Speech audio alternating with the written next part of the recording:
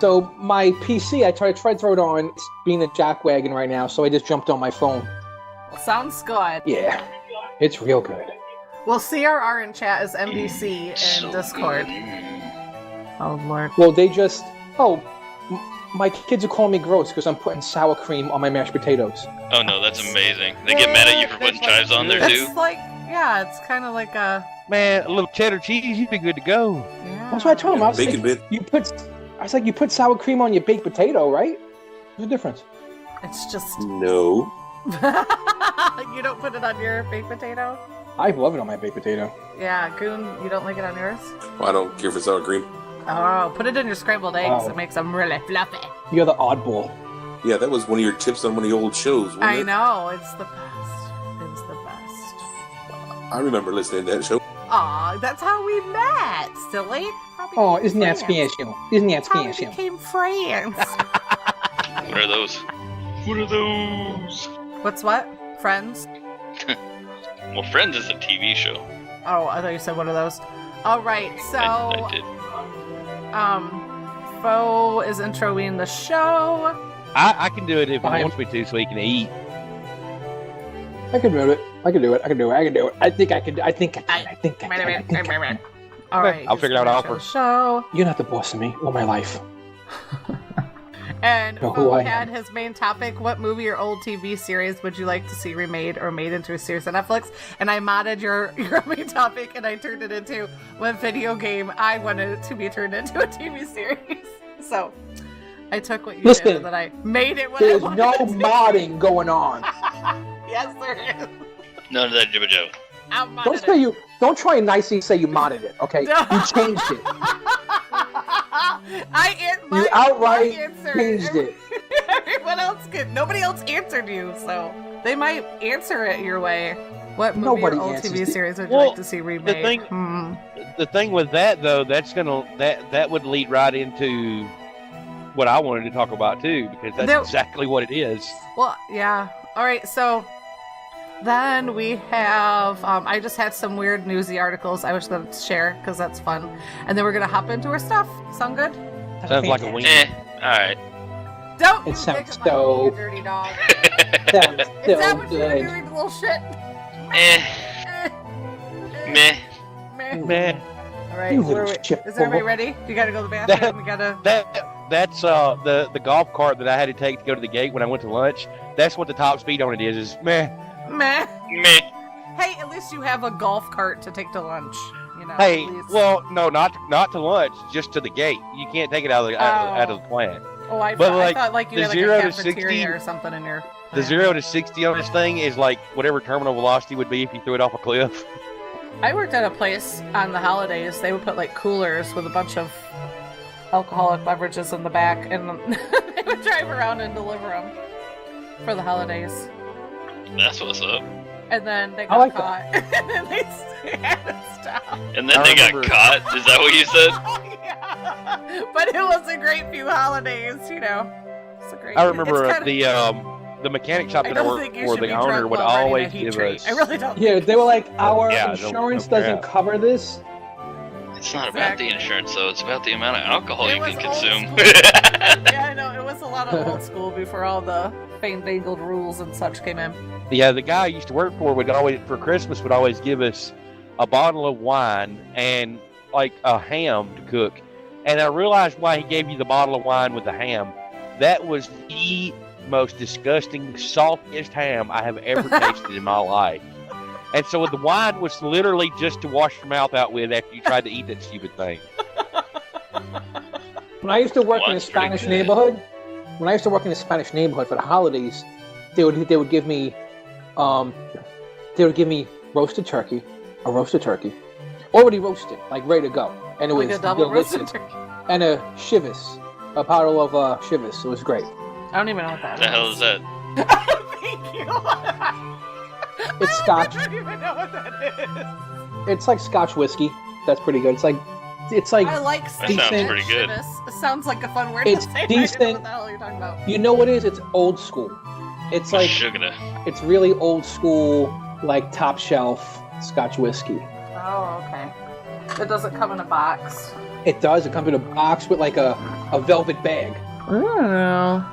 Is it made by What was Crown the Royal?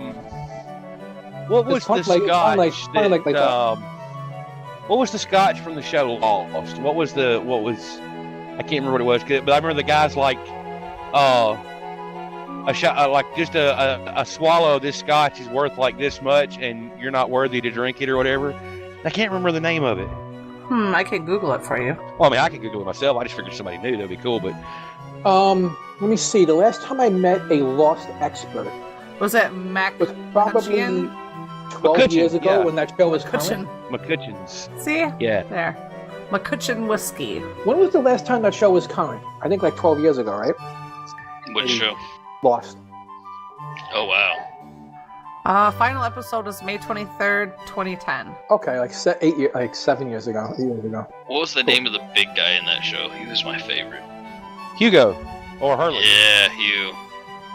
All right, you guys ready to I was rock and always- roll, or I do you was have to always a go fan to of the John Locke. bathroom or something? I'm good. Nah. Are you good? Do not take a break. He's not here. Spear has to live on. You're such a jerk. Oh, no emoing in here. No emoing. I'm an emo kid. I gotta Your cut ass in the myself. hugging room. Your ass is going to the hugging room. Amanda Hugginkiss. Yeah, exactly. All right, so Foe, are you still eating? Nope. Well, All yeah. right, Foe, but you're I'm ready. good. Big, you're ready. Okay, 1, 2, ready, go.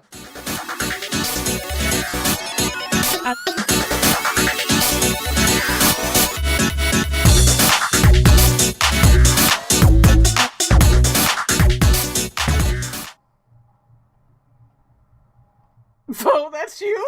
Oh, sorry. It ended so like abruptly. I shortened it because I said it annoyed me because it was so long, and I shortened it and it threw you off. Well, we need to like slow fade out or something.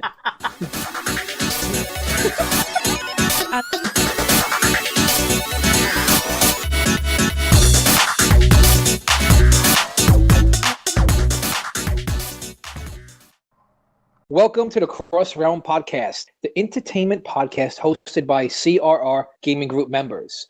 It is episode 10, and you could reach us.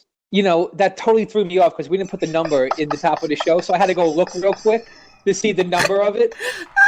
Nice. You are messing Poe all up for Very, that. very nice. I like it. How it is, that is. Very nice.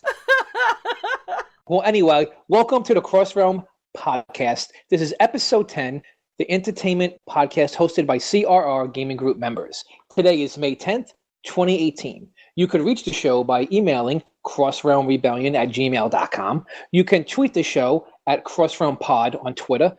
You can grab the RSS feed, get our show notes, and leave us a message at anchor.fm crossrealm podcast and apply to join us in-game at crossrealmrebellion.com.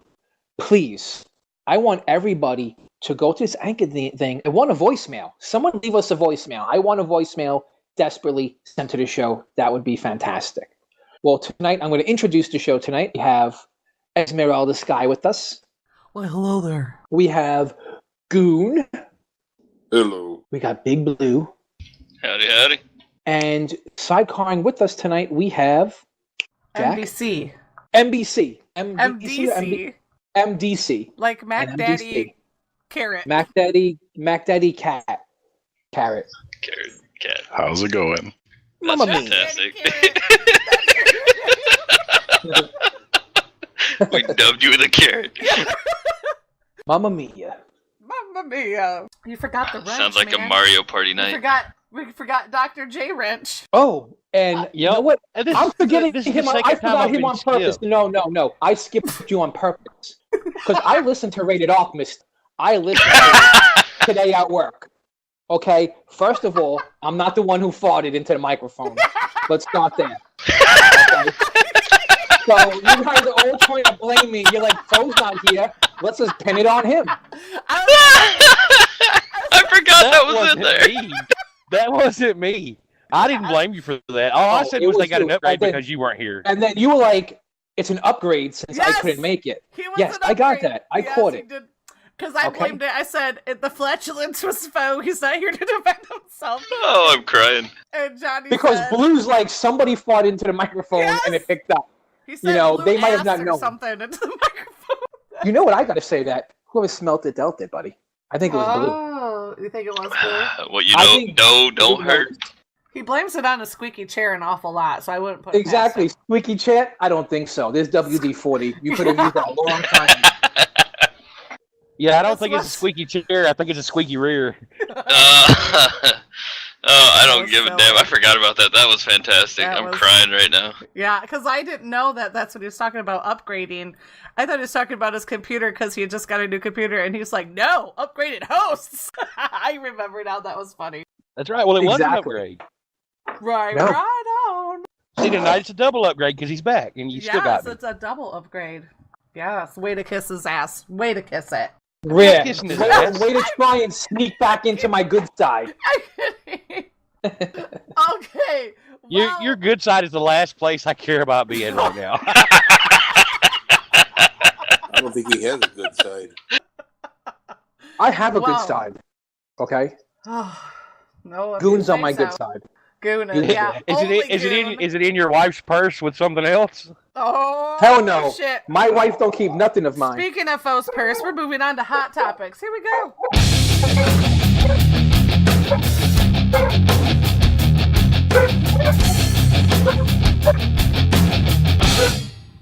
The puppy feel- dog wants to be there.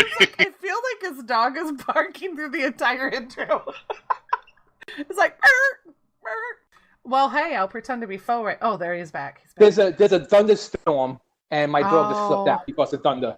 That's And of course, I'm on my phone, so I'm scrambling because I was just in the show notes to get back to Aw. TeamSpeak. Use my microphone. man, you can rock this out. You get home from work, you ride the subway, you get home from work, you shove food in your mouth, your kids talk shit about you putting sour cream on your mashed potatoes, What's the and the deal with storm that? comes. And What's They just don't know. It's its damn mind. You know what? I'm gonna make them eat sour cream mashed might potatoes. as I'm gonna well. force them. I'm like, you guys. Yeah, I'll eat post it this. live on Facebook. Like all the smart people do, and then you'll end up on. And then child services you'll will come end up knocking on the door. Exactly. Because everybody's like, I have an amazing idea, and it's never amazing. And they're like, I'm gonna put out Facebook Live, and then they end up on all the news, and then they end up behind bars. I don't understand I was that. gonna say half of them seem to be jackasses anyway. I my know, right? my favorite videos are when the parents hide the Halloween candy. Those, I'm sorry. Oh my those are god, funny. those kids have a hell of a meltdown for no 'Cause reason. you I can love really it. see Exactly, it's those great. kids, It's like, some of They them are break like down. so angelic. They're like, "It's okay, mommy," and the other ones like break out freaking WWE style chairs and start whopping. The No, parents. but some of them, they're all excited, and then when they get that news, it looks like in a Bronx Tale when the motorcycle gang is inside the bar and they lock the door. They're like, "Now you can't leave." Like their Yes! faces. That's the face that the kids make when Yes. they find out the Halloween candy is gone. Yeah, totally. It's so funny. I agree with you. So funny. They are funny. Your main topic for this show is Well, it was. it What is movie still. or TV show would you like to see remade now into like a TV show on Netflix or something? But now it was modded with a little twist. No, my answer was modded. Everybody else can answer your way. Oh, I thought you changed the whole question. No, I left your question. I just answered it I answered it in my way. Oh, okay. So that's it. That's the question. I was asking everybody, what movie or TV show would they like to see remade into a new series on Netflix or Hulu? Can this expand into anime, like into a live action movie? I think so. Alright. Sure. So what's But it's them, something. Blue? Well, what I was trying to say is it's something that's going to be brought into a series. So, like, not like a remake of a movie. It's like remade, but into a Netflix series or like a Hulu series, something ongoing. Which would So- be cool. When I was a kid, I was really obsessed with robots. I always thought they were cool.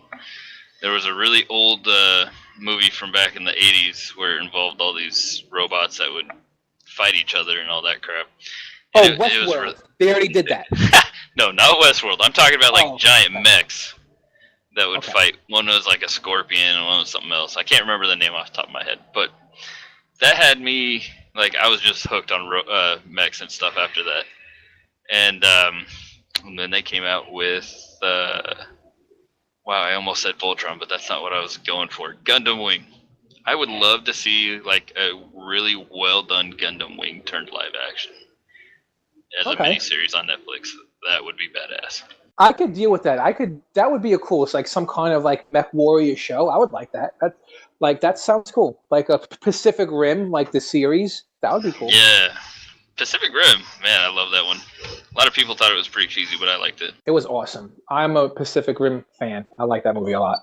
I haven't seen the third one yet, but or the second one yet, but I want to. That's cool. What about you, Johnny? What did you want to see remade into a series? Have any ideas? Well, the one that comes to mind for me is they've already done, and we'll talk about that in a few minutes. Alrighty. Okay. My pick is the Karate Kid. Oh damn! So See? I would like talk to about see. it now. I'm just kidding. I'm joking. I'm joking. No, I'm joking. you dirty dog. I'm totally joking. I knew that's what he wanted to talk you. about. So. He got you. Oh no. I'm kidding. What I would like to see made into a TV show. First of all, I would like to see if we're going to mod up a little bit. You know, this was a pretty good mod that Esme decided to throw in there because now it makes me kind of want to change my answer. At first, I wanted to see the Last Starfighter. I don't know if anybody's seen that movie. It kind of was like it was like a sci-fi movie where this young kid is playing like an arcade machine called the Last Starfighter, and he beats it, and he like kills the machine. He's like really good at this game, and a spaceship comes down and abducts him off of Earth because that game was like a test to find new fighter pilots for like some kind of like this like space battle that's like happening. So this kid gets taken up into space and he has to become a starfighter. And it was super cool. When I was a young kid, I loved that movie. I was a big fan of it. So I would like to have seen that brought into a Netflix show. Is that the one where he like trains with all those people? Like I thought they already redid that one recently. The Last Starfighter? They redid The Last Starfighter? I haven't heard of it. That'd be cool if they did, because I'm going to go watch it tomorrow or later. Whatever. But or after the show. Yeah, so, but now that Esme added like maybe something from like a game or something, I would like to see like an HBO show or a Netflix show, something where it's mature. And I would like to see the Warhammer 40,000 universe brought into a TV series. Hell yeah. Because that would actually be pretty cool. That universe is so vast. It's so great. It has just so many cool and dope elements. It would just make for a really good sci-fi based TV series. But like I want to see like a Game of Thrones type of treatment, because that's what that universe deserves, that type of treatment. Just like Game of Universe, super epic sci-fi show. That would be really dope. Space Marines and Imperial Guardsmen and Eldar and Necrons. It'd be super fun. It'd be super awesome. There's just so much they could do there. You know, and that kind of actually reminds me, StarCraft. I would love to see a StarCraft series, other than the one they put out for it that was short-lived. All right, I'm going to be honest with you. I'm going to be honest with everybody right now. StarCraft is a complete ripoff of Warhammer 40K. Wasn't StarCraft? They ripped off. Okay, look at the human Marines. Tell me they don't look like Space Marines. Well, the question is, who came out first? Warhammer 40,000 in the 80s. Oh, see, yeah, because it says StarCraft released for Windows on March 31st, 1998. So is it a ripoff, or is it like an ode to Warhammer that they kind of got away with ripping off? Honestly, it's almost a ripoff. If you look at WoW, almost everything in WoW, like orcs, and look at Warhammer orcs, they're the same. And the funny thing is, orcs don't look like that in every other fantasy setting. It looks like you're not the only one who thinks this. Yeah, the orcs you see in World of Warcraft, if you look at the orcs in Warhammer Fantasy and in 40K, those orcs look the same. And that's a very unique orc, because usually orcs look like the Lord of the Ring orcs in most fantasy settings. It's crazy. If you Google did StarCraft rip off Warhammer, you just get like years worth of people saying StarCraft ripping off of Halo, StarCraft versus Warhammer, StarCraft is a ripoff of Warhammer 40K, Warhammer 40K and StarCraft. And then it was like StarCraft, there was there were Space Marines before there were something else. How Warcraft was almost a Warhammer game. Those people calling 40K a StarCraft ripoff, Warhammer 40K, like it's just the whole thing is just. It's the vice versa, right? And if you look at like the way the back aliens, in 2010, 2013, and it's just like for years people have been posting this. Yep.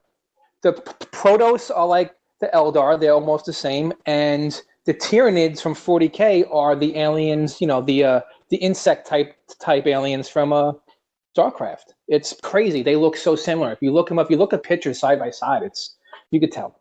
The influence is heavily there. This person said their whole title of their forum post was, "I wish people realized that Warhammer 40K came before StarCraft." And then it said, "Warhammer is such a rich IP with so much substance, it annoys me when people say it's a rip-off of StarCraft. Well, the truth is completely the opposite." It's just funny. Yeah, you're definitely not the only one to see this. Yeah, you can't compare. Like, there's years and years of like storyline and fluff and just. I'm talking. There's a lot there. There's just years and years of just novels and army books and so much like information and just storyboard stuff. Yeah, I would love to see that. When I was a kid, the first computer we had, it was just like a real basic computer, and it didn't even have a CD drive. So when I bought a CD drive for it, it came with a disc that had just a ton of games on it, and one of them was Space Hulk. And if I'm not mistaken, that's part of the Warhammer series. And I know that was it is. In in 1990, 91, somewhere in there. So yeah, it's been around for a long time. Yeah, Space Hulk. Yeah, the premise of Space Hulk. You're a dude in Terminator armor with a squad of guys similar to yourself, and you're going through these large space hulks in space, and you're searching for like lost items and relics. And these space hulks. And I can remember how hard that game was back then too. Yeah, that was a hard game. I remember that game. It was a good game. It was hard as hell. The board game is also hard too. It's not easy to win as the Marine player. But yeah, now if we're talking about video games being remade into like a TV series, they did it with another of Square Enix's games with Final Fantasy, but the one I'd like to see made into a TV series would have been like Chrono Trigger, because that series or that game was amazing for its time. It was just, mind blowing, and I liked it so much as a kid. It was going to the video store and renting it. Sure. Yeah, going to the store and renting it as a kid on the Super Nintendo. I remember playing it so much that when I got my PlayStation Vita, and I realized that I could get it as a PS1 Classic, I was like, oh yeah, I gotta have it. So yeah, it's on my PS Vita, and if I'm out somewhere or whatever, that's what I take that with me, and that's what I play. I play that all the time. I would love to see that made into a TV show, though. I would love to see World of Warcraft made into a TV show or like a series, and I don't even care if it's like with real people or if it's just animated or like how they do all their cinematics, because I think they do a great job with those. I thought, why couldn't they just make like a weekly series out of stuff like that? That would be awesome. So yeah, I only have one request for that though, is if they have a Night Elf Mohawk on there, it has to be voiced by Mr. T. That I think it could probably happen. And at the end of every episode, they should thank Warhammer 40K and Warhammer for all of the ideas and inspiration. That's crazy. If they did a little miniseries, I would love it if they went through the books that were written for WoW, because those books, that would be awesome. For the lore, were just I enjoyed them. I enjoyed reading them. They're short reads. They were easy reads. So good. Illidan's story is so good. I love Thrall's. Like, his whole thing was awesome, and then Illidan's was fun. I don't think I ever got to read. Didn't they do one for Sylvanas or whatever? I don't remember. Maybe. Yeah, I don't know. If they do one for Sylvanas, I gotta read it because Sylvanas is my favorite character in the WoW universe. Love her. She's just so freaking dope. You're gonna love her for the new expansion. I know, dude. I was telling you. I was watching that shit. What did I say? I was like, Sylvanas is sexy as hell in this video. This is gonna be awesome. Well, I was watching my brother-in-law play alpha, and some of the beta tests for the expansion, and some of the stuff I saw, I was like, "Are you shitting me? It's gonna be cool." I'm excited, actually. Awesome. But one thing I want to add real quick though is talking about making shows out of video games and everything. You have people that do that in the game; they role play it out and everything. So, that could be a possibility too. that it's something that you like's already out there. You just don't know it. You just got to go on YouTube and find it. But I want to see like Yeah, but we want some high quality bells and whistles. I want to see But everything. I mean, rocking even with and that rolling though, on there are some groups out there that have the high quality, the bells and whistles and all that, and they just do it on their own. Just like say role playing it out. I mean, look at some of the stuff that's been done just with the GTA Online engine and so many movie scenes that have been remade, and not just remade, but remade accurately, just using what was in the game. I mean, it's pretty crazy. I do agree because a lot of the machinima, is that the kind of stuff you're talking about, like the fan created Yeah. storylines? And because I know WoW always was very the WoW community was always very good for stuff like that. That they had a lot of fandom. They still do, where people go off and write their own stories and stuff. But that definitely is a good backup plan because obviously we're dreaming over here and we don't have any of these shows and any of these games. Well, I mean, I can throw one out there talking about the machinimas. I can throw one out there right now that was very popular and very well done. It's Battlefield Friends. That was one of the funniest things I'd ever seen. And the funny part of it is it's so true to the Battlefield experience, what they go through on there. It is very true to the Battlefield experience. Battlefield Friends was very funny. I did enjoy it. It's just short, because they're only like 4 minutes long each episode. But that's about how long the matches last too. But yeah, for 40K, people did make YouTube videos that are actually decent quality. Some of them, like they're out there if you do look for them. Well, do we have does Mac Daddy Carrot or Goon have any shows that, like movies that they would like to see in like a series or like a video game that you like to see in a series?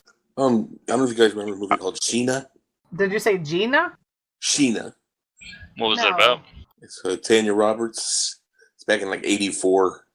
She was a protector in Africa. She's basically, it'd be like Xena the Warrior Princess, but this is an African girl.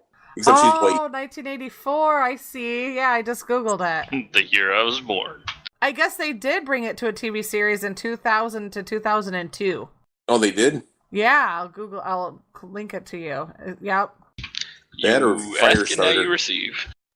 Firestarter? Firestarter, remember? I don't know if you remember that movie. No.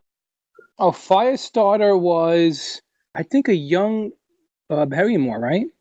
Drew Barrymore. Yeah, Drew Barrymore. Drew So I think it's her first full movie. Yeah, and then they made a Firestarter versus Friday the 13th, which was Huh. pretty funny. I was about to say, that sounds cheesy. Oh, well, both those movies are cheesy. They're like, your Firestarter. typical old school cheesy horror movie. Well, Firestarter was about a good girl TV that had series. telekinesis. Yeah. Well, Firestarter make a good movie with her TV show if her dad didn't die. It'd be like her and her dad on the run from the government. It'd be a decent show. You could do a pretty good show based on that, sure. Sounds like you probably have a lot of options for the plot, too. Sometimes I always wonder with shows, like, if they're just going to fizzle out or, like, burn. I'm like, well, how are they going to keep this up? Then they shock you. They're like, oh, they take it off and they ruin it by going off. Talking about ending shows. Directions. Talking about ending shows, Sense8 is going to get an ending to the series, so I'm super psyched about that. They're going to get a 2-hour-long finale episode to like close out the show. Can't wait for that because Sense8 was so good. If nobody watched Sense8, please go watch that show. It's so good. But I saw that there was such a big fan uproar about how they were just going to like not finish it. And I remember you and Yogi lamenting over that, like when you found out that they weren't going to renew it. I mean, But they then have to came end back. shows. Netflix has to stop doing that, just like canceling shows. Like they have to stop doing know. that. People are not going to want to watch shows anymore. They're like, why am I going to watch this if you're just not going to end it? Exactly. It's annoying. Exactly. It's like reading a book, and like every book you read, someone rips out the last chapter. Yeah. It's so Like, how true. frustrating So would that true. be? Very frustrating. How about you, MDC? What were you going to say? I was gonna say, if I had to pick one, I'd probably go with war games, like a new age technology. Oh, kind of make like a hacker type show. That would be kind of good. Yeah, they did that come would out with actually be something. I think it cool. released this year that was like a VR experience that you could do on iPhones and stuff like that. But I'd like to just see like a regular TV show off of it. Ooh, that would be Yeah, good. they had something. I remember seeing advertisements for something about that. Like a telephone interactive show or something. remember seeing something like that for War Games. There was War Games. Like Yeah, it was. I think they just called it. They just labeled it War Games too, and it was. It's supposed to be like a VR interactive experience. Yeah, does it on Steam? It is, or no? Is that different? No, it's supposed to be like a TV series, but you can only access it on. I think they only did it on iPhones or any Apple products, and then possibly on PC also. That's interesting. That is crazy. I never even heard that. Oh, okay, I see it now. War Games interactive series from Sam Barlow, sets early 2018. I don't know if that's that. War Games interactive sets early 2018 release date. That's it. Yeah, that's what it is. Oh, okay. That makes sense. Cloak and Dagger is another show. It's kind of like War Games. That'll be in a cool scene genre. Ooh, I've been keeping my Cloak eye and on Dagger. that. It was been advertised on Freeform. What, Cloak and Dagger? Cloak and Dagger. Ooh, yeah, they're coming cool. out on Freeform because I watch a lot of the like Shadowhunters and stuff like that on Freeform, and I think. Oh, and then I watched that other one. I think I watch a lot of Freeform, like the sci-fi kind of, or then on Sci-Fi. I've been watching a lot of shows over there, but that I have been seeing Cloak and Dagger. They do have a series they're bringing out on that. That's looking good. But yeah, this does look neat. I put the link in our TeamSpeak if you guys wanted to see what he was talking about. That's cool. It's an interactive media startup. Eco announced that War Games will launch in early 2018. The interactive series is based off from MGM's 1983 film starring Matthew Broderick as a whiz-teen hacker. Oh, wow. Pretty cool. You could probably put that in the show notes. So, yeah. So that was our main topic. Did everybody want to move on? Move on? Only if you want to. Oh, okay, because we... Yeah, it's all up to you. It's cool. Oh, okay. Mac Daddy Carrot approves. Right, thank you, Mac Daddy Carrot. Put the stamp on it. That is fantastic. Put the stamp on it. Actually, you know what? There's a woman on the corner that eats chicken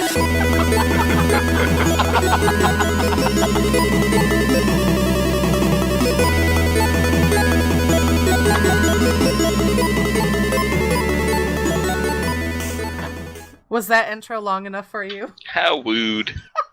No one Shut was nice down. about that intro. It was just the right amount of time, but it like faded out. Like it didn't just be like boom, boom, boom. I And then, like, figured that's that it. other one out. You just, I don't know, you were in your potato or something. I had a total fade out, just maybe not as long. There was no fade out. Yeah, Kiss my ass. exactly. There was a Blue. fade out. Thank you. There was an out, but no I fade. made it. I know what I did. I'll play it again just to prove out. No, I won't. You must have Anyway. tripped on something when you were hitting that fade bar. Shut your face. Shut your face. All right. Anyways, this sounds like something that you'd be interested in. Here we go. Did you know that scientists are building a database of animal farts? If you didn't know, now you do. Animal farts. Yeah. I'll That's put the link so in TeamSpeak cool. for you guys. Yeah. I wonder if they record them in a microphone, you know. Well, let's see if it gives us any freshwater mussels, goats, wombats. If you've ever wondered whether a particular animal farts or not, head to the hashtag Does It Fart database. It's not some weird fake meme thing, by the way. This database is maintained by actual scientists who have like real scientific degrees and do science stuff all day long. What happened was that a couple of them realized that when discussing rare animals with the public, This chart is so funny. I know. You like it? Crazy. We need to get That's hashtag it was right. faux Yes. trending. Description and notes. They do it often and they have no shame. That was one of the descriptions For the orangutan. for the orangutan. Yeah. Does it fart? Yeah, Yes. I love it. Description. They do it often and have no shame. Like that's that's so great. Panther chameleon. Does it fart? Yes. Sometimes while defecating. Audible and stinky. What is this? Rhinoceros iguana. Sounds wet. Increased frequency with higher fruit and fiber intake. Sounds wet. That's Sounds disgusting. wet. What's it, boys? It's actually It's like close. you know when someone like passes gas and they have to go to the bathroom or not because when you hear like that wetness, you're like, dude, you gotta. That's go. when you look at him, you're like, you might want to go check that. This You is- gotta oh go my use some god! wet wipes, Actually, buddy. click on the entire database link. I put it in TeamSpeak right there. There's every freaking how many are in here? Oh my god! Like so far 90, oh wait, not 90, there's different countries. They're actually, the spreadsheet is now a book. You can get it in US, The Canadian. fuck? I know. I want this as a coffee table book. This was hilarious. Oh my God. One of them does a fart, no, but awful burps. It doesn't have anything for humans though. That's kind of weird. It has us in it and it just says yes. I guess because we're so varied, our farts are so varied. We cover the whole Ratifiers. kingdom. There's Dutch oven Ratifiers. farts, the silent but deadly farts. Wait, the crop It was the dusting, dog. It was the duck. The crop dusting in the grocery aisle fart. There's all kinds of farts. ratifiers, they might poop. They might fart. It says maybe. Probably not, but if they can, they'd be tiny. No one to offend if you're asexual. So there you go. my The goodness. fuck? Even if they do, there's Oh, nobody this to is really bother because a it's all the copperhead. same stuff. A copperhead elicits a small squeak, so small that you think you may be mistaken until... Oh, it's cut off. How do I read the rest of it? Yeah, some of them are cut off. It's annoying. Oh, you gotta read up at the top. Elicits a small squeak so small that you think you may be mistaken until it hits you. Very dry and feral, with a slight hint of stale copperhead musk. It's like you're reading a wine description. It's a little dry and feral. Rats. It's horrible. Yes, they do fart, and they smell worse than dog farts. That was the God. So, yeah. That's So there's fantastic. And they got like Mastodon on there. No, Yes. not anymore. Yeah, exactly. No, they no longer fart. So crazy. It says that they did this because it said what happened was that a couple of them realized that when discussing rare animals with the public, does it fart was one of the most common questions. I guess I would have never thought that when somebody's telling me about a rare animal, I'm going to be like, does it fart? You know, like I would have never probably. They said that's one of their most common questions the public asks when discussing these animals with them. So they decided to make an entire database on whether all of these animals fart, and if they do, what kind of fart they do. I guess we learn something new every day. Ratifiers was that probably not, but if they, oh yeah, that's the one that you read. That was hilarious. So Oh, your crazy. your next topic is disgusting. Oh, here's my next topic. That's right. Mm, Mm-hmm. What a segue. All right. mhm. I'm gonna paste it for those in Teams. All right. Yours a good one. Oh, that's not the next one. Did I skip it? Oh, No, you didn't skip No, I it. didn't. So it's the next one. It's Yeah. not this one. It's the next one. Oh. All right. Oh, yes. Jeez, get it straight. Okay. You get I it. turn straight. my phone ringer down. It's just like bing bing. Once I saw that, it made me not want to look at anything else. I was so horrified. Oh, well, don't be so horrified. This is the well, this might be horrifying to some people, but Google is now ready to let its tech do your talking. Google's AI is now so good that it can call a restaurant and schedule your reservation. Oh my God, that's so horrifying. Horrified! No, this Did you watch the video on this? no, I was listening to people talk about it on a show today. Listening to them, but I didn't watch the video. What was up? It is actually kind of impressive because it actually has a lot of like your human characteristics and mannerisms when talking. Like the thing uses the word and just really? just random things. It's way too intrusive. I don't like it. Well, This anyways, let me Google, share what it is Alexa before you stuff. start telling us you don't like it. Okay. Mountain View, California. This is out of Mountain View, California. It was posted on May 8th, 2018 from NBCnews.com, but it is everywhere now. Technology has given some people a voice, but now Google is ready to let its artificial intelligence do more of the talking. The Google Duplex, a new artificial intelligence technology, announced on Tuesday that the Google I-O, the company's annual developer conference, can now call on behalf of a human to schedule an appointment or restaurant reservation. And yes, it's all done while conversing with a real person on the other end of the line. The CEO, their Google CEO, Sundar Pichai, played real-life calls using the featured during his presentation. He acknowledged that the tech isn't perfect, but it will be still rolled out the incoming weeks. And then, yeah, there is a video in there, so we could check that out. They say that the technology isn't directed towards completing specific tasks, like scheduling certain types of appointments. For such tasks, the system makes the conversational experience as natural as possible, allowing people to speak normally like they would to another person without having to adapt to a machine, and that the AI actually sounds natural, even adding in human vocal tics like Big Blue was saying, like they do say, it can also ask follow-up questions as it works with the human on the other end of the line to schedule an appointment. That would kind of creep me out if I was the person making that. I don't think the other person even realized they were talking to a robot. Are you serious? Yeah, I wouldn't doubt it because it was very humanistic. Wow. I didn't even check. I was just reading the article. I never even hit the video. It says the AI does sound so convincing that it's plausible that humans might not even realize they're speaking with a machine. The system relies on Google's real-time supervised training to improve on its conversational skills and processing. While it is intended to be useful, it could also raise some potential privacy red flags. They say they want to be clear about the intent of the call so businesses understand the context. That the blog post said that they'll be experimenting with the right approach over the next couple months. And human-involved training relies on experienced operators to monitor the system when it makes a call in a new domain. If needed, those operators can affect the behavior of the system in real time as needed. This is just crazy. So I'll just leave the show. I'll leave the link in the show notes. But okay, Fo. So you were saying you do not like this. This is not your thing. Sam, I am. It's like weird. It's like I don't know if I like it or not. It's just it's really getting close to that thing I was talking about the last time. We're going to have our Android post-apocalyptic battle soon. Yeah, it's either going to be Skynet, or I think it was the lazy human situation from Wall-E, or whatever cartoon that was. Or even that Black Mirror. Is that the one you're referring to, Fo? That Black Mirror episode you made us watch? No, that's what's going on in China right now. Oh, is it? Oh, that's what happened in China. Yeah, that's the one where the social media grading of each other, right? Yeah. We talked about that. Yeah, but you know what? If this takes over, then the Google program is going to grade us too. They just become counted as human. God, that would be awesome. No, but to make an appointment thing, I mean, it is kind of cool, I guess, if like you're a really busy person, or maybe you have a handicap of some sort. This could be like maybe a more affordable. Lazy.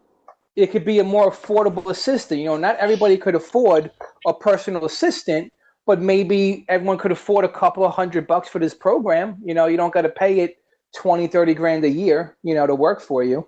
So it could be kind of cool. So I hate making phone calls to like places that like then you would love this for bills or whatever. And yeah, then you would love this. Exactly. Like something like that could be helpful because I get anxiety when I'm talking to people on the phone for like bills or whatnot. It sucks. I hate it. I know. I normally make my wife do it. So I mean, I think it's cool for that. But can you imagine if robocalls switched over to this and you didn't even realize you were arguing with a machine? Yeah, that would. Yeah. Yes, that is the creepy part. You basically tell your machine, do not hang up until you get 20% off. Exactly. You're like, call my cable company. I need a discount. I was just gonna say that, like, call every cable company and tell them that I'm going to jump to the other cable company if you do not give me a discount. Until I'm saving more than 40% on my bill. Exactly. Go. How about and you? she's like, okay, master. How about you, Goon and Mac Daddy Carrot? What are your guys' thoughts? All right. Good one. They don't have any thoughts on it. How about Johnny? Is this something that you would use if you could, or are you more inclined to not? If I were to use it, it would only have malicious intent. I would like let the AI answer the phone if it was a scam or a telemarketer, and that would be it. But what if they started like giving them all of your private information? What if people like, Johnny. It like glitched down and it was like, oh yes, he would like to have his ancestry recorded. Here's a check for $350. Yeah. Here's my social security number. He would like a lifelong subscription to fruitbaskets.com. To edible. Hey, I'll be all right with that. I like fruit.com. I get a buddy. There's a plethora of flavor. Plethora, and it's not like those dry feral farts. It's fruit. That's gonna be in my head forever now. The dry feral fart. But no, yeah, if I was to use it, it would just be, I would have it programmed to be like, just jerk their chain for like 30 minutes, you know, and then hang up. Jerking their chain. No one likes their chain jerked. Well, I don't like telemarketer calls either. So exactly. I think it would be weird if I were the person taking the actual call with the robot and be like wondering the whole time, is this person for real? Now, what would be really interesting though is if I had a robot that answered my telemarketer calls, and the telemarketer had the robot making the calls, and they argued with each other. Meta-roboting. Oh, you're right. Now you're getting into war games territory. See how long you can get them to go back and forth with each other. And then they're going to become friends and then start working against them to like be like, hey. It's a whole new level of trolling. I love it. God, that would be crazy. What if they recognize each other? This is crazy. It said that the idea was to help create more balance for people so that they can spend more time with family. Those who already treat their Google Home speaker as another member of the family may also want to take note of another announcement. The Google Assistant now has a pretty please mode, which requires people to use manners when speaking to it and offers positive reinforcement when someone says please. Oh, good Lord. That'll be crazy. It's like, I would be like, if you don't say pretty, I would just be like, I will pour water it. on you. I will pour water on you right now. You little speaker. Man, that is interesting. Do any of you guys have any of the smart devices? Or I know Luminan's big on getting all the smart things and having them hooked up to his lights and his radio and everything. So I got an Echo. Do you have? Do you like it? Do you use it a lot or no? Yeah, I use it quite a bit. I mean, eventually. Go ahead. I'm sorry. Oh, it's good. Would you be inclined to like say pretty please? Like, how do you have to address your Echo? Well, I just call it computer. Echo? You just say computer and then. Yeah, and then tell it what you want. Okay, so do you have it? Can that be hooked up to like your thermostat and your lights and stuff too? Yeah, it's hooked up to my lights right now. That's why I control all the lights in the house with it. Okay, so you do like stuff like this. Oh yeah. Would you like it if you had to say "pretty please"? Computer, can you pretty please computer, can you turn on my lights? Like, and then it will offer you I can see it now. I can see it now. Goons in his house, and like the moon's hitting. He's like, "Computer, please set the lights to bomb check out wow wow." I would totally do that. Because it says it in the computer, like it will offer you positive reinforcement. It reminds me of like that. But do any of you guys watch The Big Bang Theory? Oh, yeah. It's been a while, yeah. There's this one episode where Sheldon was trying to train Penny, and every time she would do something he liked, because she does so many things he didn't like, that he would give her a chocolate when she did something he did like. So it was doing this. I remember this. Do you remember that one? It was so funny, and her boyfriend was just looking at her like, what is going on? And she didn't even know. She's like, oh yeah, thank you. And then more and more and more, she'd start doing more of what Sheldon liked and less of what he didn't like. And that kind of reminds me of what this would be, because like what kind of positive reinforcement? It's like they're training the humans how to talk, because that's kind of scary. The Google Assistant crazy. Every time my phone keeps going, we have Google Assistant. Would you like to activate it? No. I want no. They're listening. I tell everything. No, I don't want any of it. I don't like it. But my wife does that all the time. She just got a S9 Plus, and it's got that Bixby on it. Drives her up a wall. Constantly. One of my coworkers has that. I hate it. I've had it for a while. I hate it. What does it do? Annoying. I don't know, but because every time I try to activate, I just turn it off. Oh, okay. So it keeps. Yeah, it kind of does the same thing that like Google Assistant does. It keeps trying to interject itself in there, and you're just like, no, leave me alone. Exactly. You're like, back off. Yeah, it just all these little pop-up notifications to like, come on, turn me on. Now, get lost. I hear ya. It's kind of bugs. It's kind of strange what this thing's always listening to you. Yes, that's the thing. Because a lot of people have noticed that if they're in their house just talking about something, and then all of a sudden they get on and they're seeing the ads now from the stuff that their phone. So their phone picked up their conversation, and then when they get online, they started seeing these ads of the stuff that they literally were just talking about, and that has weirded out a lot of people. So So is this something that you guys would like, Mac Daddy Carrot? Does your family kind of embrace like the smart stuff? No, we don't really have much for that. We've got a few things, but like the like tablets you know, and stuff like that. Yeah, but we don't go out and get like any of the voice activation stuff or anything like that. Me either. We don't either. Because we were talking like Lumen likes it, Goon likes it, and Foe was not feeling it. Blue. Oh, we are I'm on all the fence. electronics. I don't want a device that is 24 hours a day recording everything that is happening in my house. Exactly. Yeah, me either. That's why I don't, because and then you know it's always listening, because if it's hooked up with your Amazon and stuff, when you sign on Amazon, it starts to suggest products to you based on the conversations you were having inside your household. Yep. So can you imagine being able to call this thing and having a conversation with it? Oh God. You know what? Eventually, it's going to be like that movie. Yeah, that movie with Joaquin Phoenix. Yeah, that Joaquin Phoenix movie. The one where the guy fell in love with it? Yes. That's exactly what I was getting at. And then at the end, he finds out that she had the same relationship with like 200,000 other people because she put herself on the internet, and then she just like called Her. The movie was called Her. Exactly. And he got all mad at the end because it wasn't just him. She was like with everybody, and she told him, she was like, "What?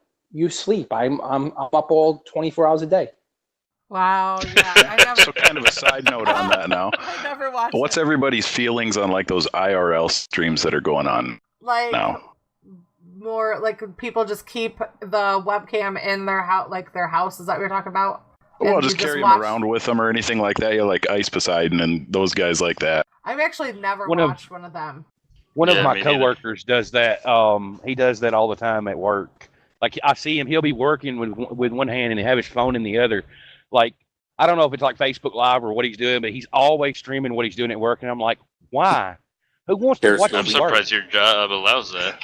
See, that's the thing that gets me. I don't know if I'm more annoyed by the person doing it or the people that are sitting there watching it 24 hours a day. Yeah, well, I've never he gets even away with watched it because there's only like 3 of us here. So I could understand if it's something interesting. You know what I'm saying? Like if they're like mud wrestlers in like a college campus. Like I would like to see that.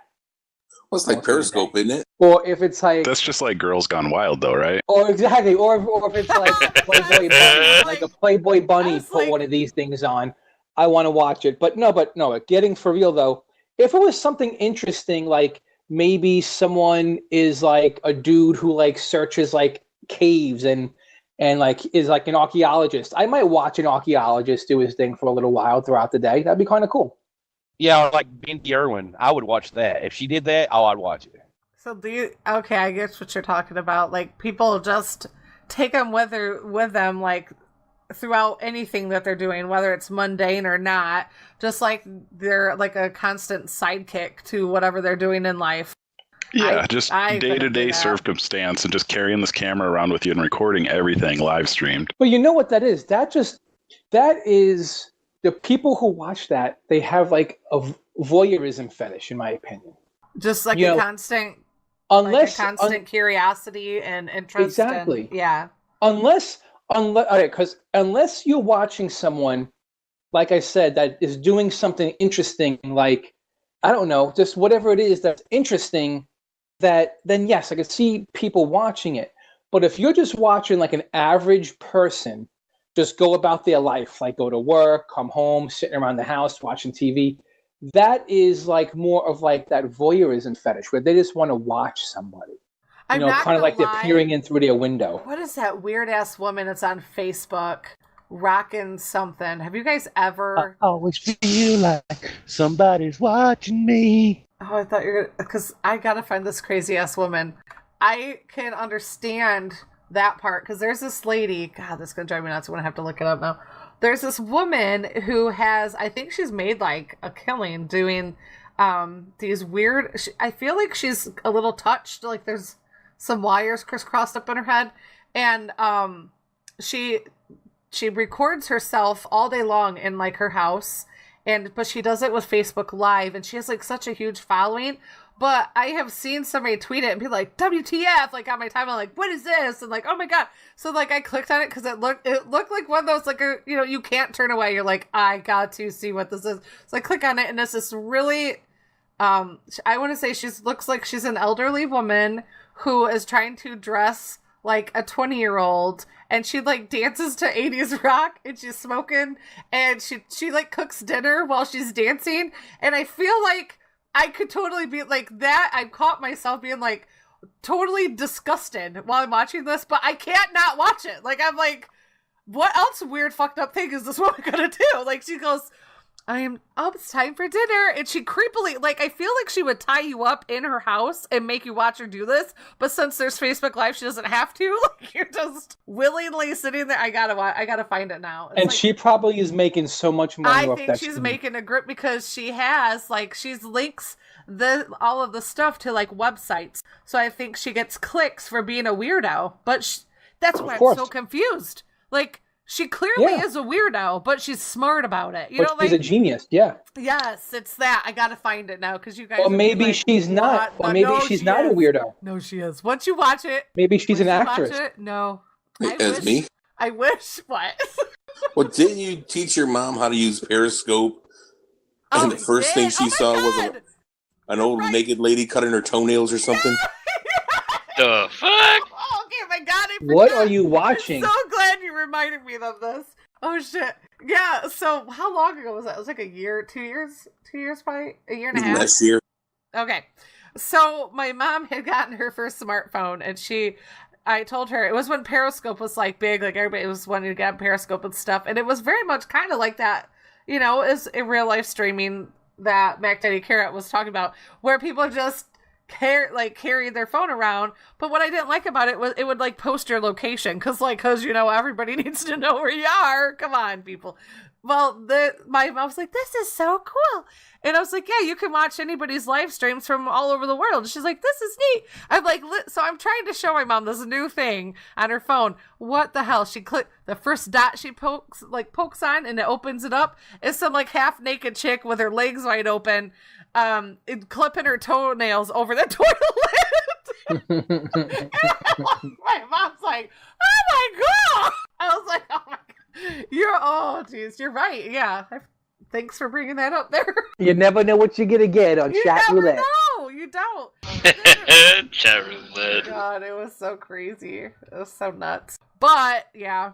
But now I got to figure out this crazy weird, like, it was like rocking something. And she has some weird boyfriend. And it's almost like she's devised like this whole weird saga of like, words cannot describe. I'm not even going to try anymore. I cannot describe. I'm just going to find it and share it later. Genius.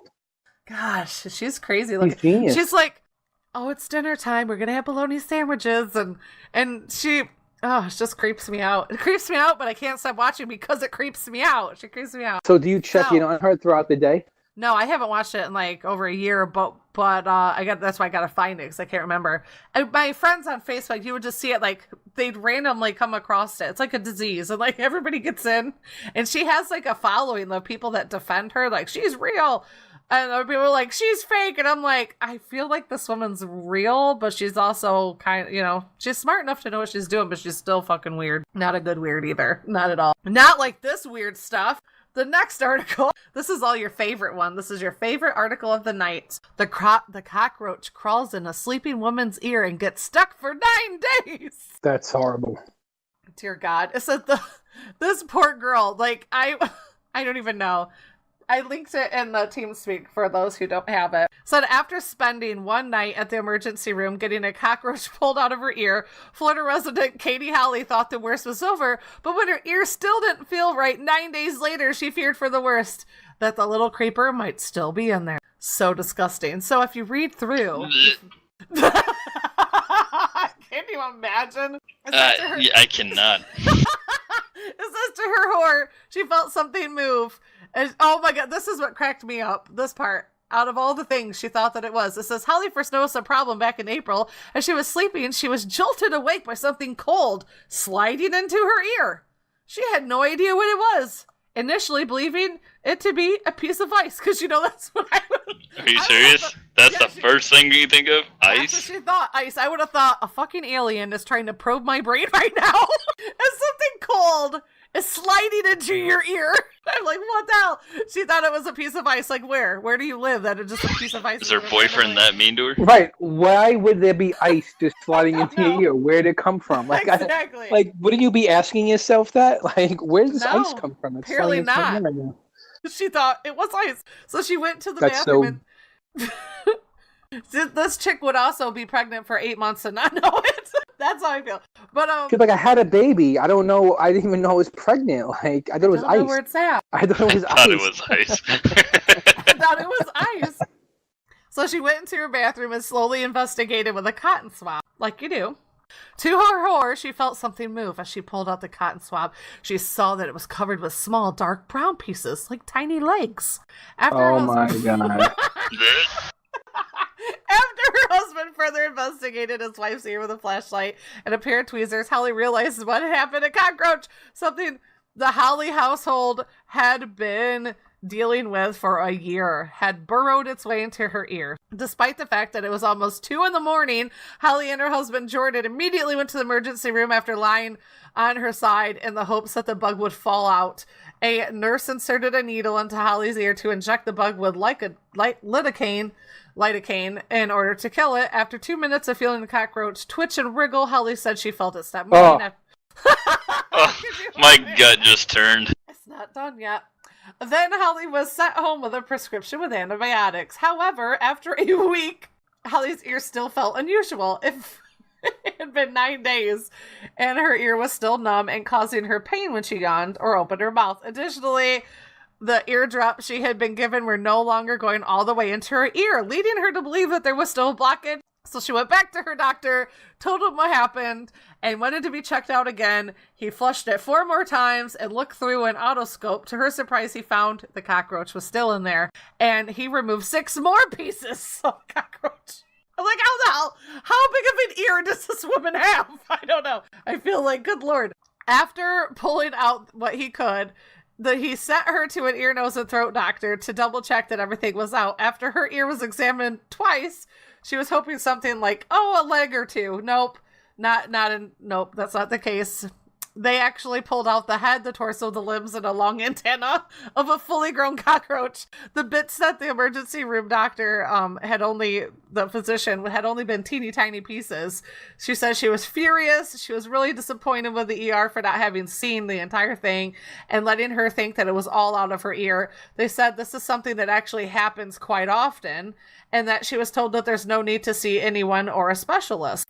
So they said the silver lining of the matter is that the palmetto bugs, the kind of the winged cockroach that was found in her ear, don't bite. And that this kind of thing really does happen quite often. That is disgusting. Let me tell you something. I want to know how that little bastard got in there so deep. Like he's just like pulling it slowly. Well, no. What happened was they started putting Q-tips and scaring it deeper and deeper, like trying to fuck with it. You know, and it just kept on burrowing itself deeper, not to get like pressed with a Q-tip. Yikes. Yeah, they do say do not use Q-tips in your ear at all. Yeah, I'm addicted to those things. Let me tell you something. My girlfriend woke up. My wife woke up one time screaming. My wife woke up one time screaming. I'm like, what the hell is going on? I wake up, it's like 4 a.m. She's screaming. She's like, I can't, there's something in my ear.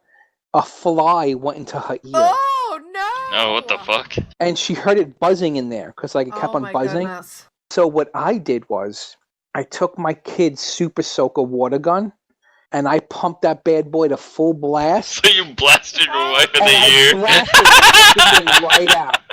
And it, the scream was so strong, she said it hurt a little bit, but the fly came out. It was dead. It died. Like I don't know. I blasted it, and it like the strength of the Super Soaker streams. I pumped it up to full max. It like shot the ear out of her. It shot the fly out of her ear, like flushed it out. Oh my goodness. Yeah, you know what the last thing to go through that fly's mind was when that water hit it? It was his ass.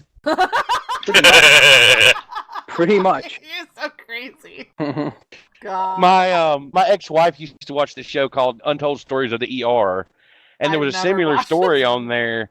This guy was brought in by his wife. He was unconscious, and every few minutes he'd make this blood-curdling like screech, and they could not figure out why. Well, what it had turned out to be is he had a cockroach in his ear, and he had an irrational fear of bugs, like a phobia. And when it crawled in there, he felt it and like froze up and like went into almost like a comatose state. Oh my God. But the reason why he was making the noise is every time it would bite his eardrum, he would make that screech noise. Aww. And so they did the same thing. They filled his ear full of lidocaine to kill the bug and then pulled it out. Like they actually pulled all the pieces out and everything. But yeah, that was kind of creepy. So when I saw that on the show notes, I was like, oh, I remember that episode. That's and it was nasty. Watching them pull that thing out was nasty. I was like, nope, When I saw the story, it actually hit home for me because I've had a bug stuck in my ear when I was little. And my cousins came over. We say cousins in Michigan, apparently. My cousins came over, and they were all like a group of boy cousins, and my sister were like, we ain't gonna go play with them. We're gonna go run away and go hide in our fort, just screwing around like you do when you're like 9 and 10. And we're supposed to help my mom carry groceries in. We left her behind to carry all the groceries in. She's yelling at us. We're like, no! And we're like running around the back of our barn. And a bee just happened to be buzzing, doing its thing. And it went right in towards my ear. But it got tangled in my hair and it went into my eardrum. It went all the way into my ear. So I know how this girl felt. I, though, would still rather have a bee other than a cockroach in my ear. Because that's horrible. I could hear it bzz, and I was freaking out because you're little and you're freaking out.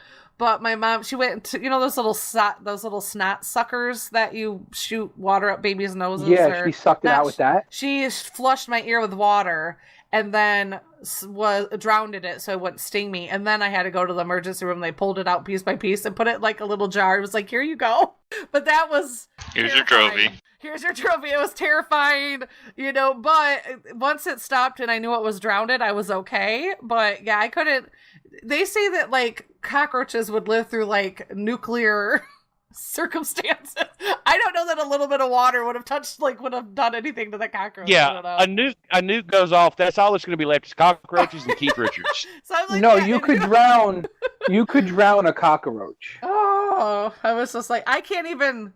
I will take a bee. I'm not a beetle fan. I feel like I would have passed out in a coma, like that story that we were just talking about. Like every time, I think I would have done that. Like if a June bug went in my ear, I would lose my shit because I don't even like them being around me. So I feel for that woman. Are you the type of person that would freak out over a moth? Not moths, no. I'm strictly beetles, flying beetles that like to land on you, and then the kind that have those little claws that like get caught on you. I'm very big on my personal space, and they tend to invade it, like, on the regular. They're like, there she is! The only thing of that magnitude that even bothers me has 8 legs instead of 6.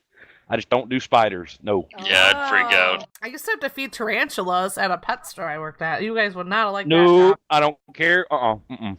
Crickets. I used to have to. That was a hard thing. Crickets kind of grew. I have screamed in front of a customer when I was working at a pet store. I had on the shirt with like flowers on it, and all of a sudden, because I wear glasses, like my peripheral, I saw one of the flower leaves move. It wasn't the flower leaf. It was a freaking cricket that jumped out and was hooked to me, and I let out a blood-curdling scream, like right in front of this guy waiting to get like a bunch of crickets to take it home to his lizard. I lost my shit. I was like, I can't even. That's awesome. Yeah. And if you're in a sweater or something, it'll hook onto you and like latch that's on. the And thing. like those little hooks, man. Not today. Not happening. Not feeling it. Crazy. Funny. That's hilarious. We are moving on. Unless anybody has something they want to add before we move on. Anybody get another bug stuck in their ear? No, thanks. I'd probably be comatose if there was a spider. I imagine. Forget that. You'd be like that guy. He just. But at least a spider. If you had a spider in it, it would kill roaches if they came into your ear. Oh, that might work. I'm just worried about that spider sack. Well, I always wonder about those stupid earwig bugs. You guys ever seen those? I'm like, they're obviously called earwigs for a reason. Like they climb. I don't ever want to see them because I don't like those. Those things are so nasty. Aren't they horrible looking? I don't think they actually climb up into your ear though. Pinch you and it burns. Like you can get pinched by them or burn. Like they bite you. They're creepy looking too. They got it's grossing me out now. I'm grossed. I think I read somewhere that they're called earwigs because people were just so afraid they'd crawl into your ear. I feel like I would feel like that too. It's almost like you want your ears to be full of stuff. Plus, they look like they can go into your ear. They look my like they're made fingers. to go into your ear. You want your fingers? They really do. They're freaking disgusting little bastards. I know, and they look like they're made to go in there, like Ooh, yeah, they're very narrow. like. All right, now slithers they're into your all ear. willied out. We're going to move on to what we've been binging on. I guess that's what we'll do.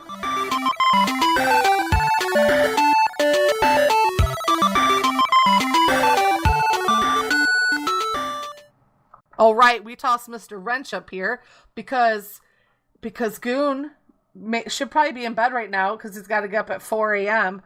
And then Foe and Mr. Wrench have all been watching or know of or have watched a certain YouTube Red episode, right? Or series? Yep, it's on YouTube Red. It's a continuation of the Karate Kid movie. It's called Cobra Kai, and it is amazing. They basically pick up the story from Karate Kid between Daniel LaRusso and Johnny Lawrence 30 years later, and there's 10 episodes out right now. The first 2 are free, and then you need a YouTube Red subscription for the other 8, but it's worth it.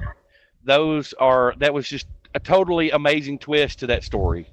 So it's a total amazing twist. Like, are you guys doing spoilers right now? You can say spoilers and then talk like your thoughts. All right, we'll just call it out. If you want to watch Spoilers. Cobra Kai, Fast forward. continuation of the Karate Kid franchise, fast forward until we're done talking about There this. you go. I don't know how long it's going to be. So if you pop in and you still hear us rambling on about it, turn it off right away. Because we're about to spoil a little bit of Cobra Kai. Oh, yeah. So, Foeman, you were talking about the other day when like from the first episode, you were kind of rooting for Johnny, and I didn't pick up on that until a couple episodes later, but I like the way they really played that out, where he was kind of like a washout and down on his luck and all that, and Daniel was very successful car salesman or dealership owner or whatever, and also, the reason why they is because, people grow up, Like, people grow up and they're allowed to get out of the past. And if you remember at the end of the Karate Kid movie, he was like, he realized that, like, this other sensei was putting him down the wrong path. Right, He, went over to Johnny at the end. Tried It was to kill like a him, story. so. Yeah. But yeah, I love the way they played that out. Like, he just decides one day to start training this kid and start the Cobra Kai dojo back up, and I guess in kind of his own way. And even though he teaches it the same as Kreese did, I think he's a little more, a little less crazy, I should say. Right. But yeah, and then I liked how they made Daniel out to be the same hothead that he was during the movie, because that was the thing is, had he just minded his own business, there'd have never been a movie. That's a good way to look at it. Yeah, I don't really want to spoil anything, but some things that kind of stood out to me throughout the series was definitely when Robbie went to work for Daniel, and my first thought was, is that, like, oh, he's fixing to try and scam him, because that's what they had portrayed him at already. Thing. Yeah, that was the whole thing. Like, he, this is Johnny Lawrence, had a son, and he wasn't really around for his son because he just became kind of like a washed up loser, a burnout, and him and his wife obviously had some kind of trouble. They didn't stay together, and he never was really there for his kid. But his life was in such bad shape, he kind of felt like he had nothing to offer him. So there was kind of that whole dynamic. So the kid went to go work for Daniel as a payback because that's his enemy, So he's like, once my father finds out I'm working for this guy, he's going to be he's going to lose his shit. Yeah, that's what he said. He's going to lose his shit. And I'm sure while he's working there, he'd be looking to scheme too because he became like a scammer. But but then he became attached to Johnny. I mean, to Daniel, because Daniel kind of took him under his wing and started to teach him karate and stuff like that. Yeah. So that was pretty cool. And then the kid wound up, turning his cheek and becoming better person because now he's doing the karate. He has a job, and then the people that he was hanging out with wanted him to like give them access codes so they could rob the place, and he tells him no. And then they want to beat him up, but guess what? Now he knows karate, so he kind of like jacks him up in a parking lot, which is pretty cool. But they kept it realistic. He almost got overwhelmed at the end. Like he was giving him a fight, but he was outnumbered 2-1. But then the surveillance cameras, saved him. Yeah. And then, so that was good. And one of the other moments that stood out for me was in Daniel was kind of at a crossroads, or well, not really a crossroads, but he was at a point where he really didn't know what to do because of the whole Johnny situation and Robbie and his kid. And he goes to visit Mr. Miyagi's grave, and I about lost my shit right there. I mean, that got me in the feels big time. Aww. Oh my God, Yes. So he goes, and he's.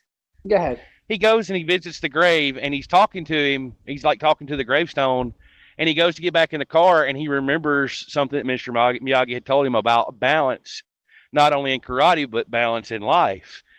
And that kind of gave him a fresh perspective on how to deal with things. And that really, to me, that really changed a lot of how Daniel's character went, because he was still the hothead, but he was kind of more balanced as a hothead. The only thing that annoyed me about Daniel in this movie, it's like, he just can't let go of the past. Like, like his wife, even like the people at the event were like, dude, that was like years ago. You guys were kids. They were high school kids. It's like you guys are like 40-year-old, 50-year-old men now. Like, get over it, dude. The guy changed. The dojo's different. You know what I mean? Like, you're really holding on to this past, and that's the thing. But now, bouncing over to the Johnny Lawrence side, it was good to see him coming up. Then he's trained this kid who was like a little bit wimpy, this Spanish kid. And, the Spanish kid he's about to get his butt kicked in a parking lot by like, high school police or whatever. And Johnny Lawrence is sitting there eating this like disgusting piece of pizza that it was grossing me out, because when he went to go buy the pizza, the guy was holding it with his bare hand, and like just flopping it everywhere. And he was just holding it for way too long in his hand, and like ringing up the whole order while holding this guy's slice in his hand. Oh my God. And then like Johnny was like, "Can you just give me my slice?" Exactly. Can you just take my slice? He like grabbed it out of his hand, and he's sitting out there eating this disgusting thing, which is probably going to give him the shits later on. And then that's what has these kids beat him up. But really, the only real reason why he really got involved was the car. Yeah, was they were fucking with his car, because all this shit was going down near his car, And then he gets up and he helps the kid, and he beats the crap out of these kids in the parking lot. And the kid's like, "You have to teach me." He's like, "No." And then eventually he gets fired from his job, and his stepfather comes around and wants to basically pay him to get out of his life. So he hands him over a big-ass paycheck, a big-ass check, which Johnny rips up. But when he's down and out now, he goes and he finds that shit in the garbage, tapes it back together, cashes it so he can open up this dojo, and he's teaching this kid, is the first student. But what I like about it is the kid was kind of like, unpopular, so he winds up hanging out with the unpopular kids. And so what happens is all these unpopular kids wind up going to Cobra Kai. So Cobra Kai becomes this like safe haven for nerdy, unpopular kids, and Johnny Lawrence. Right, and they didn't even come until after the lunchroom fight, which the lunchroom fight was pretty cool. But like after those kids saw, the change in Miguel, they were like, wow, we want to come. So like, I love that the next day he shows up to come to the dojo, and there's all these kids there, and the look on his face is like, holy shit. Yeah, and Johnny Lawrence, like, so. And then he winds up toughening up all these nerdy kids with the more hardcore Cobra Kai style. And then they have a tournament and all that stuff goes on. It was just a well done show. It was good. I mean, if you like Karate Kid and you're a fan of the originals, not the Jaden Smith one, that was terrible. But if you're a fan of the original Karate Kid and you like them, watch Cobra Kai. It's free. Jump on, it's not totally free if you don't have YouTube Red. But if you never had YouTube Red, you could get YouTube Red for free for a month. So it technically is free. you jump on there, you watch Cobra Kai, and it really does bring you back to those Karate Kid days. Like, it really was like a nostalgic thing for me, because when I was a younger boy, I loved the Karate Kid movies, and this totally brought me back there, and I kind of felt like a kid again watching it. It was pretty cool. All right, can I ask you guys how you like the YouTube Red for a viewing platform? It was great. I didn't even notice it. Like, once I put it to full screen, it just felt like I was watching Netflix. Yeah, Awesome. It's a lot like Netflix. So, Fo, I have a question for you. Goon, you need to go to bed. Go to bed. Go to bed, Goon. He's gonna go to bed, Goon. 3 hours and 40 minutes. I'm gonna be your friend Goon. and tell you to get your ass to bed right now. Right now, Goon. My ass is already in bed. Oh, you brought us to bed? It's just rest of me was still awake. That is creepy. Doesn't your wife wonder why you're talking to a group of people on your phone, or she passed out? Well, I just want to talk about that show. Oh, tell us about it, and then get to bed. Well, there was still you were talking about some things that I thought was kind of funny. Was he started talking about that last fight Johnny was, because if you watch the trailers for it, there's this one trailer where Johnny, Dan's like, hey, yeah, this is Johnny, my old friend. We go way back. And his coworkers, hey, isn't that the guy whose ass you kicked in that fight? And Dan's like, no. It technically wasn't his ass. It was his face I kicked. Yeah. That was funny. And Johnny's like, yeah, you kicked me with an illegal kick and won the tournament. Yeah, how did that happen? Exactly. He's like, and then Dan's like, but you gave me an illegal elbow to my knee, so. So it was kind of a neat spin on it then. Yeah, but then later he's sitting down there. Johnny's sitting there talking about how he had a girlfriend, and Danny LaRusso came in and moved in on his girlfriend, and he tried to be nice to him, but Danny LaRusso kept pushing him. And if you listen to Johnny's side, it's a completely different story than what you actually saw in the movie, because he saw Danny LaRusso as a bad guy. He came into my life. I kept pushing him away. I didn't want to fight him, but he kept coming at me. Like one time I was in the bathroom, and for no reason, he dumped a bunch of water on me while I was on my toilet. And it talks about the whole movie, all the stuff that Danny LaRusso did to Johnny in the movie. And it made you just made it sound like Danny LaRusso was a jerk. And you know what, though? If you go back and you watch that, if you find a link to it, there is a YouTube, someone made a YouTube video, and they broke down the movie with the angle of Daniel was the bad guy, because it really shows you, it's like, he explains how, like, Johnny was Daniel's like the real bully. Is it that one? Daniel's is the yes, real maybe, bully. maybe. Yeah, that's it. I found it. So it breaks it down, and it tells you, and if you look at it from that angle, you can see it, because they break it down scene by scene. And Daniel was really the dude who was like a super hothead, punching people in the face when he shouldn't have been punching people in the face. And he got his ass kicked for it, because these people were defending him. And basically, they kicked his ass so he would get the point to, like, it's like, dude, get out of our life. Like, that's basically what they were doing. They were telling him, get away from us. Like, you're getting involved when you're not supposed to be, and we're kicking your ass because we want you away. And if you look at it from that angle, it is kind of true. It is kind of true. He wasn't completely right in the Karate Kid movies, if you look at it. He was a dude moving into another guy's girlfriend, blah, blah, blah. It's true. So my question to Poe and Goon, top 3 moments of the series for you, because I have my top 3, but I want to know what yours are. The lunchroom fight scene was really cool. Like, that was cool. And when Daniel spin kicks the boba tea. The boba tea, yeah. That was it was fantastic. Like, it was just so good. And then that scene is it's his competitor that he's having issues with, and he goes to talk to the guy to try and get him to back off because of all, he's got so much going on that he don't need that pressure, and the guy's being a real douchebag to him, and he makes a smart ass comment to Daniel. I don't remember what it was.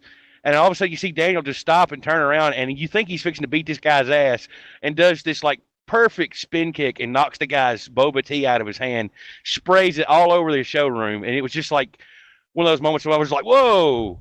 It's just like you didn't see that coming. I thought he was really fixing to just kick the guy's ass. Exactly. It was good. It was a good part. And then last was, I was laughing my butt off. Johnny takes the kids to train them to a junkyard. And while they're in the junkyard, he just releases dogs, and they have to run away from these dogs in the junkyard. That was like part of their training. It was funny. All right, Goon, what you got? Goon, yeah, I was going to say Goon. Well, mine are more the emotional side. Like each time something would happen, Johnny, you see his emotions break down a little bit more. You actually start to see him feeling sorry for the kids. He saw them tough, and then, something would happen. And you see him soften up a little bit. By the end of it, he realized he might have went too far with these kids. Like, you see him in the ring, and they're all basically fighting like him and his group fought in the first movie back in the day. They were very vicious, very relentless. But that's what he was training. He was training them. No mercy. Life doesn't give you mercy, so you don't give mercy back. And then they all started fighting like that in the tournament. And he started to realize, like these are good kids. And I kind of in my process of trying to get them to be badass, but I might have went too far because now they're like turning badass, and now they're becoming the bully a little bit. Ah. Right. Yeah, I like the scene, like I said, the one where he sat down and was telling how Daniel Russo messed up his life in high school, wouldn't leave him alone. And I think I probably like one of the scenes was the bar scene, where it ends up Johnny and Danny LaRusso in a bar together drinking. I like that scene. That was a pretty cool scene. Yeah, that was cool. Yeah, that was one of my three. Was like my three were the bar scene with Johnny and Daniel actually getting a little bit of time to bond a little bit, and it's not just the bar scene, but the whole test drive scene too, where they go back to Daniel's old apartment. And I thought that was kind of a nice thing for them to put in the show, was for them to kind of get a little. It was, I don't want to say closure, but it was a little bit of an explanation from both sides, because that's where you get the scene of Johnny talking about how it was all Daniel's fault. And so, that's I like the perspective that they put in there. One of the second scene that I like that really hit me is another one of those emotional ones, like Gunn was talking about, when you see the yellow convertible under the car cover. And that scene, it was just like, oh my gosh, that hit me hard, because I was a big fan of the movies as a kid. So seeing that yellow convertible was just like, wow, he still got the car. And the third one for me was when, after Hawk kicked Robbie in the back, or in the shoulder, and they're in the back in the locker room, and he's talking about his shoulder hurting and don't know if he can do it. And Daniel tells him to close his eyes, and he claps his hands together, starts rubbing them together, and all of a sudden he's like, "Medic, is there a medic in here?" You think he's going to do the Mr. Miyagi trick, and he calls for a medic. That broke me. I laughed so hard I had to pause it. I was like, "Oh my God, he did not just do that." But yeah, I kind of called it. No, it's weird. I actually called that scene. I was like, watch, he's going to do the Mr. Miyagi thing, but he's not going to do it. He's going to call a medic or something. I actually kind of called it as it was happening. I just kind of knew they were going to do that with that joke. I just knew it. But now one other thing I want to talk about was like character comparison. Okay. Sorry, my mic cuts off every time I get a notification on my phone. That's what happened.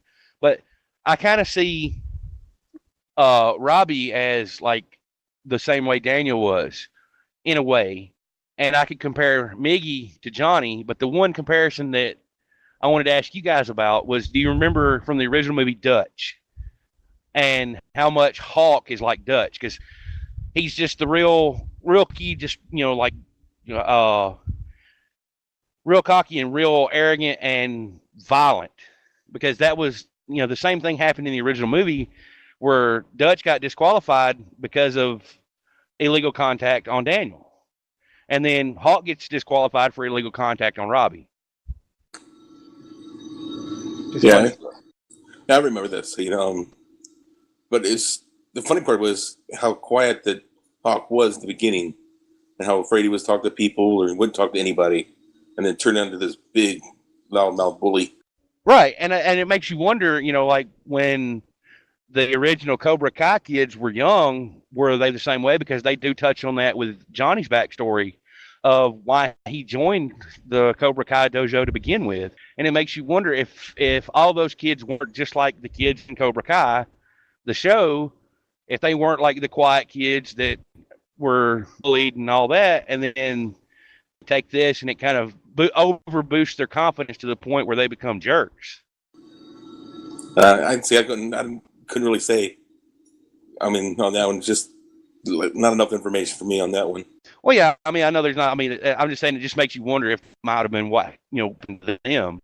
But it shows that's why Johnny joined up. Well, no, when he joined up, they kind of show it in the movie when he first joined up. They show him young, his stepfather being a real jerkhole, and then he goes and sees the older Cobra Kai dudes on the motorcycles and everything outside the karate place, and they show him looking in the window, getting ready to join. And he was like a little nerdy, goofy kid. And then I guess he went to Cobra Kai, and they turned him into what he was. That does. You guys have me sold now. I think that I didn't know that you could just watch it pretty much for free right now. I'm like, it does sound like it'd be cool to see the other spin, because I do not remember ever feeling a bit of remorse for that whack jagging. I remember the beach scene where the stupid Johnny with his big boombox and his posse of people came by and just was starting. No, but if you break down that beach scene, little Daniel. No. If you break down the beach scene, he was actually stalking the girl and purposely kicking the ball towards her.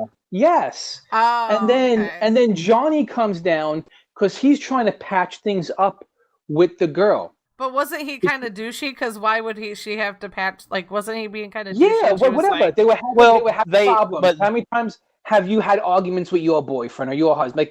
And then you make up. So that's what he was coming down to do. So you're saying Daniel saw the crack in the relationship. Exactly. And then he started coming over. It takes two to tango, though. Exactly. He started coming over. But he started coming over. But I'm just talking about the beach scene. So he started coming over, butting into the conversation, and Johnny's like, dude, back off. I'm, I feel like you've done your homework on this. I feel like you've done it. I'm telling you, I watched that video. Your eyes are open now. That's what you're saying. Exactly. My eyes are open. Because I was like you. I was like, Johnny is such a big dick. I thought he was the biggest dick. Right. I always thought Daniel and Mr. Miyagi were this shit. I was always, but after you open your eyes and you do watch it, and they actually break down that exact scene you're talking at do you think the this beach. Is the intent was in the very and beginning? Johnny literally tells the guy 100 times, back off, to finally he takes the radio and pushes Daniel down. And is like, dude, just back away. Didn't try and fight him. Then Daniel gets up and charges him. And again, Johnny moves to the side. Punched him in the mouth. And again, Johnny moves to the side, gives him a little sweep, harmless, and is like, dude, back off. Again, Daniel charges him again. And again, he steps to the side and sweeps him. And is like, just, dude, back away. And then as he's telling him back away, Daniel just pops up and japs Johnny in the mouth just for like a little sneaky sucker punch. So they break that whole scene down, and Daniel was in the wrong in that scene. He was. And then after that whole thing goes by, it's months and months after that whole thing goes by. Exactly. Nothing. They leave Daniel alone. They basically forget about him. And then that's when he pours water on Johnny's head in the school for no reason. He started. Well, there was one other event all over again. There was one other event in between the beach fight and the when they push him off the his water bike. hose at the dance. Yeah, they push him off the bike. But even with that, I mean, that still wasn't that bad. But they break down that beach scene, and when I had no Johnny idea and Daniel I was opening up such a can of worms with the beach scene. Oh, it is. Yeah, well, they talk about it when they go on the test drive and they end up in the bar. That's when they talk about it, and that's probably one of the better scenes in the show. That because it's it like I said, it gives Johnny's perspective of what was going on. So the original movie, you get Daniel's perspective, and then now you're getting Johnny's perspective on it. I'd gotta And watch it leaves this it up then. to the viewer to decide who was right and who was wrong. And you know it's crazy. And, watch when you watch this, you're gonna be rooting for Johnny. I bet, because I'm so underdog. Oh yeah, it took me. It took me a couple of episodes to get to that point, but yeah, I'm still on Johnny's side. I was rooting for Johnny on the first since episode 1. I was like, you know what? You know, he's burnt out. He's trying to make a comeback, and he's trying to turn things around. You know what I mean? That's cool. Well, the Mister has the weekend off, so maybe I'll have something. I'll be able to, commiserate with you guys over this soon, because it seems like you got a lot of passion. A lot of something. Alrighty, so Fo, you want to take over? Are you guys done? Talking about Cobra Kai? Oh yeah, I'm good. Yeah, that was eye-opening. I had no idea it was that in depth, but now I'm really interested in checking it out. Well, You're You sold it. Beyond what? I freaking love Karate Kid growing up too, man. And now I'm like, I don't know if I want to blow my whole world up and see that little douchey Johnny side of the story. I don't know. Well, even beyond just a little bit that we've talked about, about the smaller scenes in between that tell the story of just the kids makes that show worth it. Right. I mean, even if they didn't go into Daniel and Johnny's backstory, just the new kids in Cobra Kai and what's going on makes it worth it. Because there's a similar situation. There's a similar situation between Miggy, which is the main kid, and another kid in his school. And all that kind of plays out between the fight with the fight that Johnny had with the kids in the parking lot, and then the lunchroom fight and all that. All that story plays out, but it doesn't even involve just Johnny and Miggy. It also wraps around and involves Daniel and his daughter. So you get really entangled into the story just in the small scenes in between, just like what we've talked about. So it's good. It's worth watching. That's awesome. Well, good to know. Noted. I did put the links to that stuff. The Karate Kid Daniel's the Real Bully one, and then the actual YouTube channel for the Cobra Kai in the show notes there for you. I also took the liberty of linking Blues Wow is Crack. That's his whole section. I hyperlink those for you as well. So if you want to know about Wow, click on it. If you want to know about Crack, click on that. But I don't know if you want to click on that, but all right, Mr. Fo, what have you been up to? I just watched Cobra Kai. That's it. I'm just Liar. kidding. So I'm building up an army for a slow grow league in Warhammer 40,000. One of the reasons why my show idea was 40K, because I'm getting back into that game again. So it's like I've been reading up on some of the fluff and just remembering on like how good it really is. And a slow grow league, what that is you get with a bunch of dudes and girls, whoever's in the league. You get with a bunch of people. Most of the time, there's a lot of dudes, not a lot of girls in the hobby, but there is some. Anyway, get together with a bunch of people. You meet up once every week or once every other week, and the idea of a slow grow league is to get new people into the game, into the hobby, or B, to get old guys who are playing back into it, or C, if you want to start a new army, this is the perfect time to do it, because a slow grow league is you're basically getting together with everybody and you're motivating each other to have a fully painted, fully assembled army by the end of the 6 months that the league is. And by slow grow, it means on month 1, you pick up a starter box, and that's all you use for that event. So you're supposed to glue those all together and paint them up. And then a tournament will be at the end of the month, only using those small amount of models. And month by month, the points per game gets higher, so the more models you need, and then you paint those up as you go. So as you go month by month, you have like a mini goal to get these units painted, and you're adding them to your army month by month. So by the end of it, you have a fully painted army. That sounds pretty awesome. Which is pretty cool. Yeah, it's a really good way to get into it, and you're motivating one another, and you're on Facebook, and you're in Facebook, Facebook Google chat or Facebook chat, and you're sending pitches back and forth, and you're motivating one another, and it's really cool. It's Yeah, just that is neat. fun experience. Yeah, And a totally different layer to add to the process. exactly. Slow grow leagues are one of my favorite things to do. It's a lot of fun, and you Cool. get to play the game at all different point levels too, which is pretty neat. So I've been doing a lot of that, a lot of building up that stuff. I'm about to start God of War 2. It's downloaded on my PlayStation. It's ready to go. I gotta play it. So, 2. but let me Or tell you 4. why. So we will never hear from you ever again. God Is of that War what you're 4. saying? I meant to say God of War 4. I keep on saying 2. I don't know why. So, but let me Love tell you that. why. Let me tell you why I didn't start it yet. I've had this game for like a week now. Right. Because me and Blue have been playing World of Warcraft again. That's why. Because it's crack. And then, yeah, stinkers. So we jump on, and guess who else jumps in with us now? Falloon's back in. Falloon! So we got And Falloon Luminen, playing I with us. think. Luminen, but you know Lumi. I love the Luminen, guy, he'll be there for 5 but seconds. he's on like once in a blue moon for like 20 minutes. Yeah.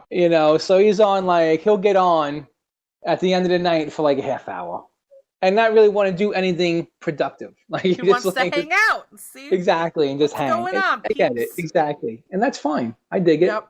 So me, and then you have it, you reactivated your account. We're waiting to get Sucky you to get in there. When are you What's getting that? in there? I We're was waiting in for last you to night, get you in with turd. us. I'm in Oh, were there you? now. I must have I just missed. freaking resubbed last week during the episode. I know. I remember that. But I'm still, I haven't got to play, I haven't got to level very much. And I logged on last night, but we had a bunch of storms coming through, so I wanted to stay upstairs and keep an eye on the weather. And then we got a new kitten, and that little, for my daughter, and that cat would not shut up. And so I was like, I was a grandma of a kitten all of a sudden. And so I like put World of Warcraft on my laptop, and I put everything on low. So I got to play a little bit. But I'm just questing through Silver Pine Forest or whatever. And then I got super tired and I fell asleep on the couch and then I logged off. Yeah, Luminen and Fell switched over to the Lobby characters right as you logged off to go play with you. Yeah, that would be it, right? I'm like, oh, man. So I must have just missed that then, because me and Blue and Fell were running dungeons for a few hours. Oh, yeah, it was gratting you guys. You were in Moradin or something? What's that, Murad? How do you pronounce that? Yeah, we were all over the place. All over the place. Yeah. Blue was talking to me. I think Falloon did too, because I was picking on you guys for being so high level already. I was like, damn, you guys level fast. Heirloom gear. You have heirloom gear, I do right? have Probably. some heirloom gear. Yeah, I do. Just probably not as much as you. Well, I guess you can have like a 30 level spread now and still do dungeons with each other. That's awesome. That is cool. So that was fun. So we were doing that last night, and I also have another tune I want to level up too. So I have a character. If you need someone to run with, I have someone ready to go. Because I want to work on a warrior too. But yes, I've been playing that. I've been playing that. I've been preparing myself for the Shadespire tournament that's coming up Saturday. Ooh. So another Shadespire tournament, and here's the funny thing. And remember last week I was talking to you about that like weird deck that's going to be overpowered? Yes. So I was talking to the people running the tournament this afternoon. I'm like, we should just ban those cards. Ban them. A lot of places are just banning them for now until Games Workshop figures something out. And they were like, no, there was a bunch of articles on Reddit on like how to fight against it, how to beat it. Let me tell you something. I read those articles. Okay. It tells you the best way to like fight against it, but it's really not much help. Like you're relying on two strategies, okay, which are, by the way, both 50-50 strategies. So one strategy is, since to make this crazy combo work, you have to have these 6 relics on one character, which gives him all these powers. And then you could just constantly get 4 glory points over and over again. So one card is that you play it and it takes away one of those artifacts. It removes it from the game. But it removes it with like a 50-50 chance. So half the time the card doesn't work. So it's like, really? That's why you're relying on a card that you have to bring in and then roll the dice and 50-50 chance of it even working? But then the kicker to that is then the person with that legal deck has a card that could misdirect that onto somebody else.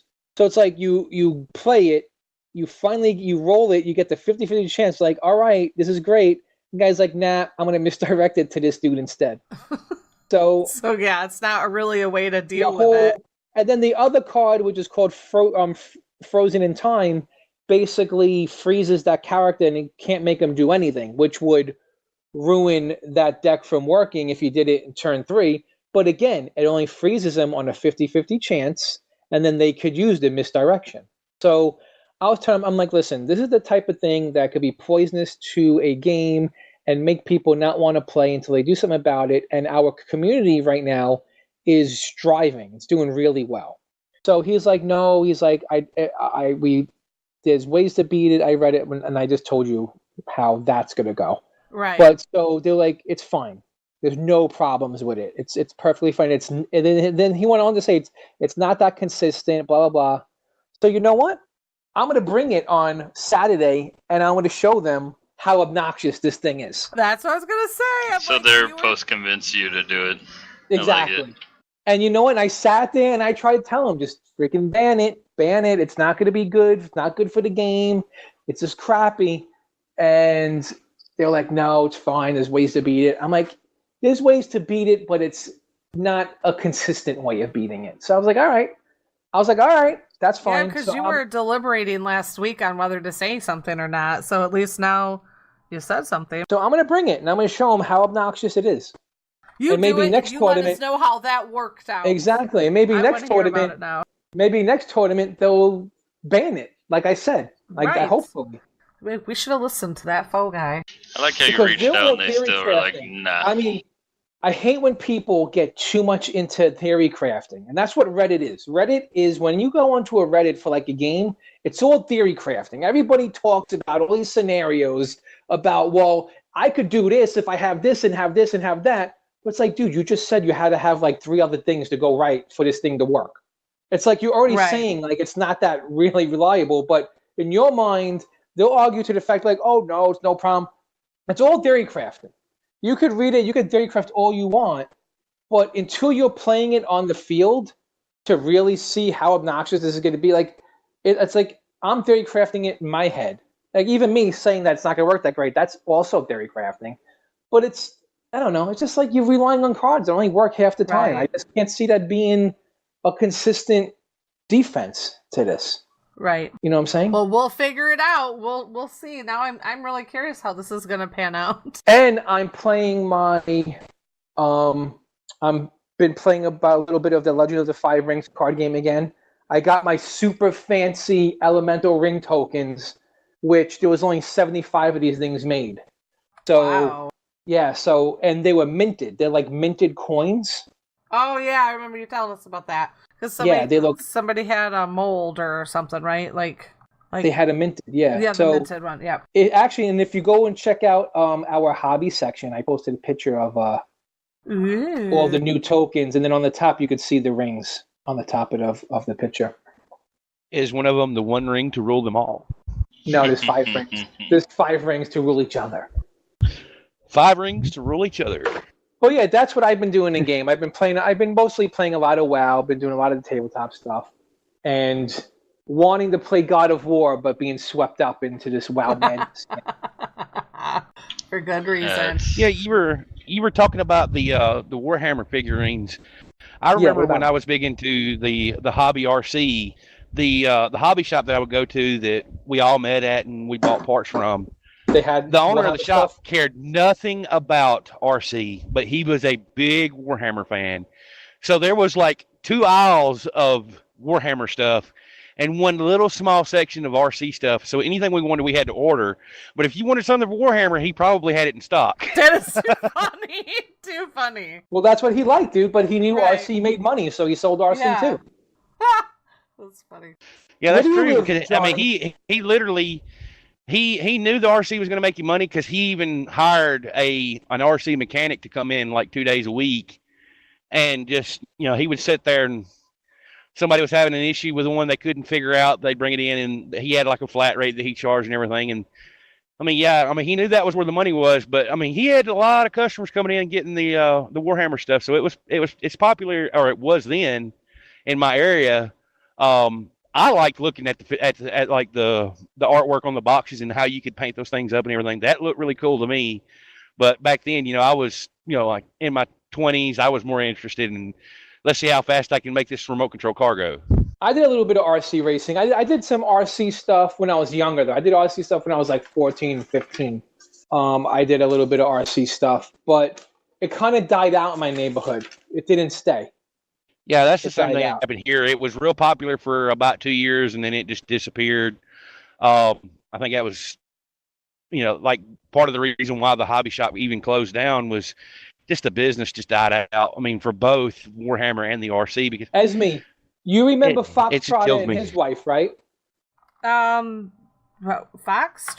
What? Foxtrotter and his wife, Medea. Medea, I did. Oh, I did. For some reason, you always call him Shrimpy instead of.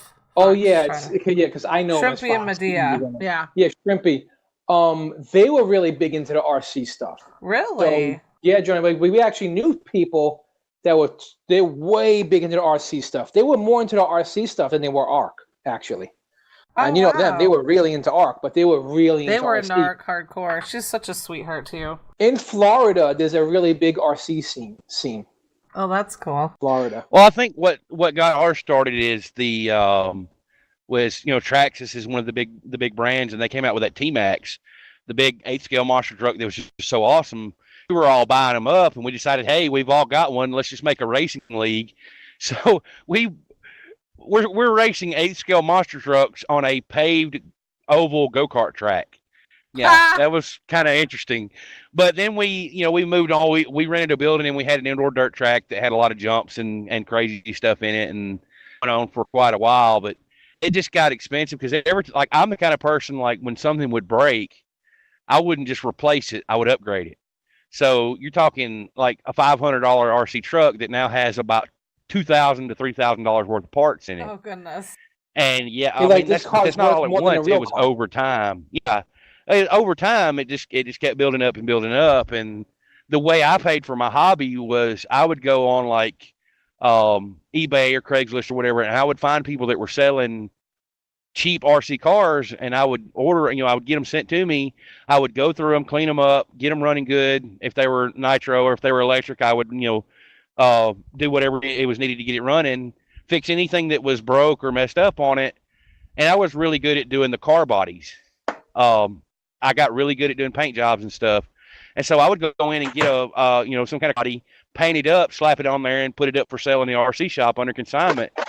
And that was how I was making double what I had in it, and that was how I paid for my hobby. And most of the time, it was the car body that sold the car. It was not the car itself. Well, yeah, nowadays I use my hobbies to pay for my other hobbies now. Like those really fancy minted rings, I would have never have just opened my wallet and paid for those because they were a little pricey. But I actually took some of the Star Wars stuff from the Star Wars game I was playing, and I flipped it, and I made more money than I put into it. So I was like, you know what? I'm going to just use this hobby to pay for my other hobby. So I used that money to buy these elemental ring tokens, which, were pretty pricey. Something I would have never normally bought, Right. And, and a lot of people do that. You look at YouTubers that play video games that get paid to put out content. They're using their hobby to pay for another hobby. Oh, yeah. Speaking of using your hobby to pay for another hobby, Blue has been playing a lot of Warcraft, and it's like crack, he said. Well, it just sucks you in, and you just keep playing, and then you leave, and then it sucks you back in, and it's a vicious cycle. I kind of relate to the Fiend. I feel for him, but we have a little funny story too. Last night, listen.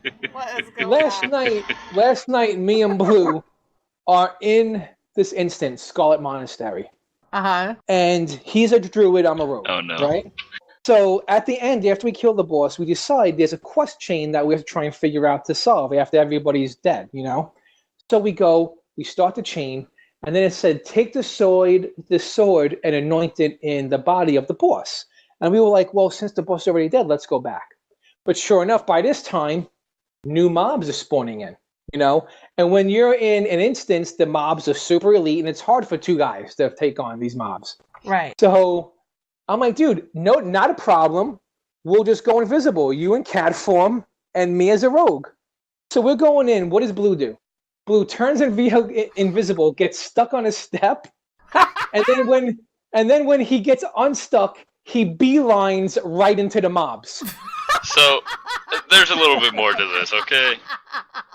I was stuck on the ledge of this thing. The next 10 minutes fighting mob after mob to try and get this thing done because they're just coming in one at a time. Right. And like we're sitting there fighting them, and they just kept on coming. It was funny. It sounds like to me. What happened? It sounds like to me somebody had a Leroy moment. What happened was. No, well, okay, I got stuck on a ledge and I was trying to jump over it and I couldn't, so I kind of jumped sideways to kind of hit the lower end of it. Uh-huh. I cleared it and launched me straight into the mob. I'm like, really? Really? The whole thing that we're trying to avoid. I missed out on some fun that I would have fit right in, man. That sounds like something stupid that I would do as a hunter. It was a good time, though. No, I've just been enjoying it. Been questing a lot and then turn around and dungeon grinding and I'm fine. I'm renewing my old, I don't know, I don't want to say love because that's kind of weird. But I really do enjoy playing the game. I love playing the game. As much as the wife may hate it, but... yeah, you guys just don't know how many times I've jumped in a Discord chat because Blue be in there by himself. Like, what's up, Blue? He's like, oh, nothing, just playing Warcraft. Yeah. I mean, like, every night this week it's been, just playing Warcraft. It has. He's definitely... No, I've been jumping in there to see if anybody wants to come in and say hi or something. So, I mean, I'm just trying to encourage the new people to come talk to us. Absolutely. But, like Mac Daddy Carrot, you know? There you go. I lured him into the Discord chat. And now there he is. Now we made it. We're like, come on. And now you're trapped. We'll never let you go. You're trapped. I can't remember which new guy it was. They suckered me into. I came on for like one or two shows and was like, nah, that's just not for me. And they hounded me until I came back. They're like, come back. That's bull. I'm calling bull.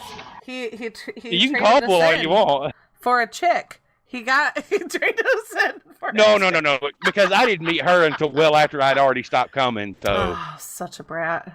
He said he doesn't like how he sounds.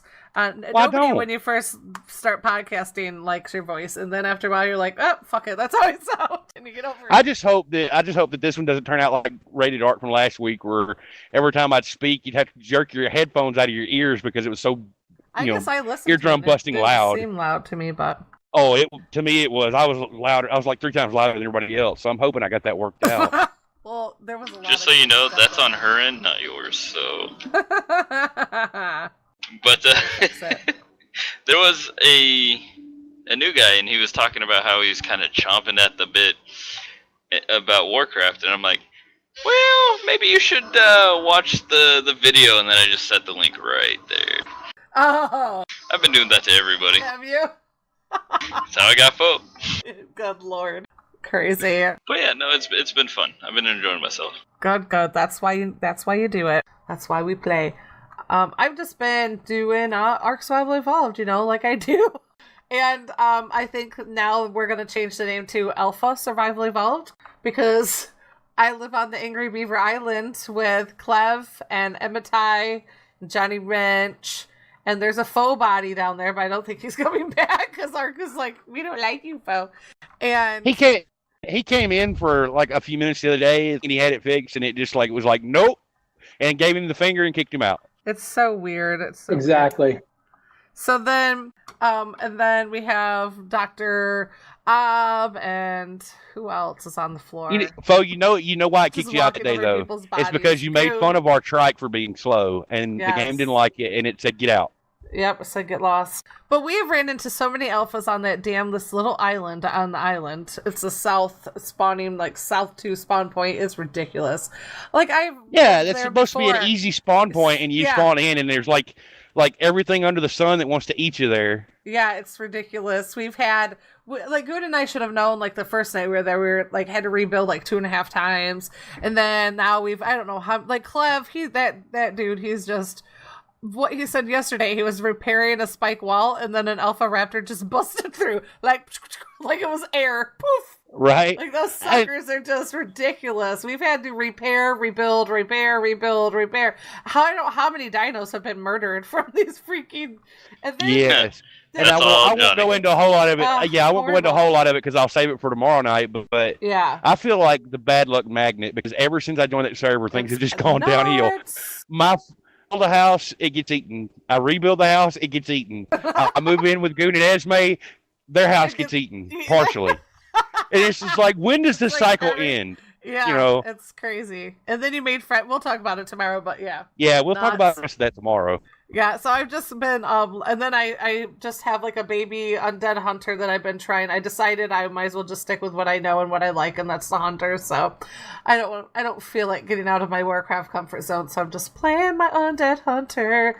And then last Saturday, we got our second free-to-play Saturday in, and we were going to play this magical game Fo told us about called Brink. And that thing was a big turd in the punch bowl. It was horrible. It's such a liar. Like, I picked it for a free to play Saturday because of these words. Where was it at? It's seamless, right? Brink is an immersive first-person shooter that blends single-player, co-op, and multiplayer gameplay into one seamless experience, allowing you to develop your character whether playing alone or with your friends. Or get settlers online, and that's a bunch of bullshit. They're liars. Don't listen to them. Liar, liar, liar, liars. You cannot seamlessly group up with your friends and go into a match. We couldn't even figure out how to connect with our friends. Not at all. Well, no, we figured it out. There's a dedicated server for it, but it never would connect. Yeah, you had to make a dedicated... That's not seamless. Having to make a dedicated server to play with your friends is not seamless. Like, you should just be able to go... Bloop, bloop, bloop, get your friends on your list and then go in and play. Like any other normal game, right? No, that's not how that works. So, and we thought that the game looked nice. Like when we were in, we're like, wow, this is pretty impressive. And yeah, the character models look great. I mean, right? It was just, I mean, it just Except wouldn't for the work. fact we're not allowed to have a vagina in the game. Vaginas were no vaginas allowed. Yeah, every character had like the man package. Every character you had to be a dude, so I don't know how they keep getting characters in there because there's no procreating going on. Not at all. You had to be a guy, only guys. But I thought this was so weird, so we said, psh, get rid of Brink, and then we all fired up Fortnite and had a lot of fun. So we opted, and we were even more excited because we got to, now that we didn't get to seamlessly do anything in Brink, but we did get to seamlessly hook up with our PS4 Cross-Realm Rebellion members. We had, because you hopped on your PS4, right? And then Fo was on his PS4. No, I was still on the PC, but it was Trey and Fo on the PS4. Oh, yeah, that's right, because you stayed on PC. That's right, I forgot. I did. Because you were going to go try your PS4, but it took longer to download the game. No, I didn't have it. I didn't have Fortnite. I didn't have Fortnite downloaded on the PC, and I had an update that was through on the PlayStation. Yeah. And I was actually able to download Fortnite faster on my PC, the full game, than I was the update on the PlayStation. So I was like, I'll stay on the PC. Right. So we got to hook up. All we did is we just went in through our Epic Games little app on the desktop and boop, boop, boop, add our friends' gamer tags from PS4, and we were no problems, no glitches, nothing. That's seamless. So we just couldn't kill anybody. Dude, but it was fun, man. Speak for yourself, sir. I killed someone. Ha! Remember? It's on video. I got to make her video now. That's right. True. And who was the guy? Who was the guy that was always the last one alive in every group? Yep, that's right. Okay, you know what? No, let's clear the air on this one. He was the last one alive because this mofo ran off while everybody else was dying. He would sacrifice all of us. He would go rogue. I calculated the odds. And he would rock that bush until... Like, we would all be dying, and then it'd flip to his screen, and he'd be hiding in a bush like a mile away. Well, damn right. I mean, you got to think about it. Look, I would be like, okay, let's move on towards the circle. And trying to lead you guys out of that area, and you're like, oh, well, I'm going to look over here and see what's over here. And then, bam, there's 3 guys on top of you. Of course I'm not going to come back. I calculated the odds. 3-1's not very good. 4-1's not even any better. Yeah, so, like, Johnny. I'm gone. Sorry. Johnny was our team Bush Wookie. It was hilarious. Damn right. God. Hey, how many second places did I get? Never built the Fired first fort. up. How many second places did I get? Never built the first fort. Jeez. Fired up, Mr. And besides, hey, and there was one that I Hey. didn't bush wookie. I was hiding in the back of a semi truck. Damn, it was hilarious. I tell you, it was so funny. Spectating Mr.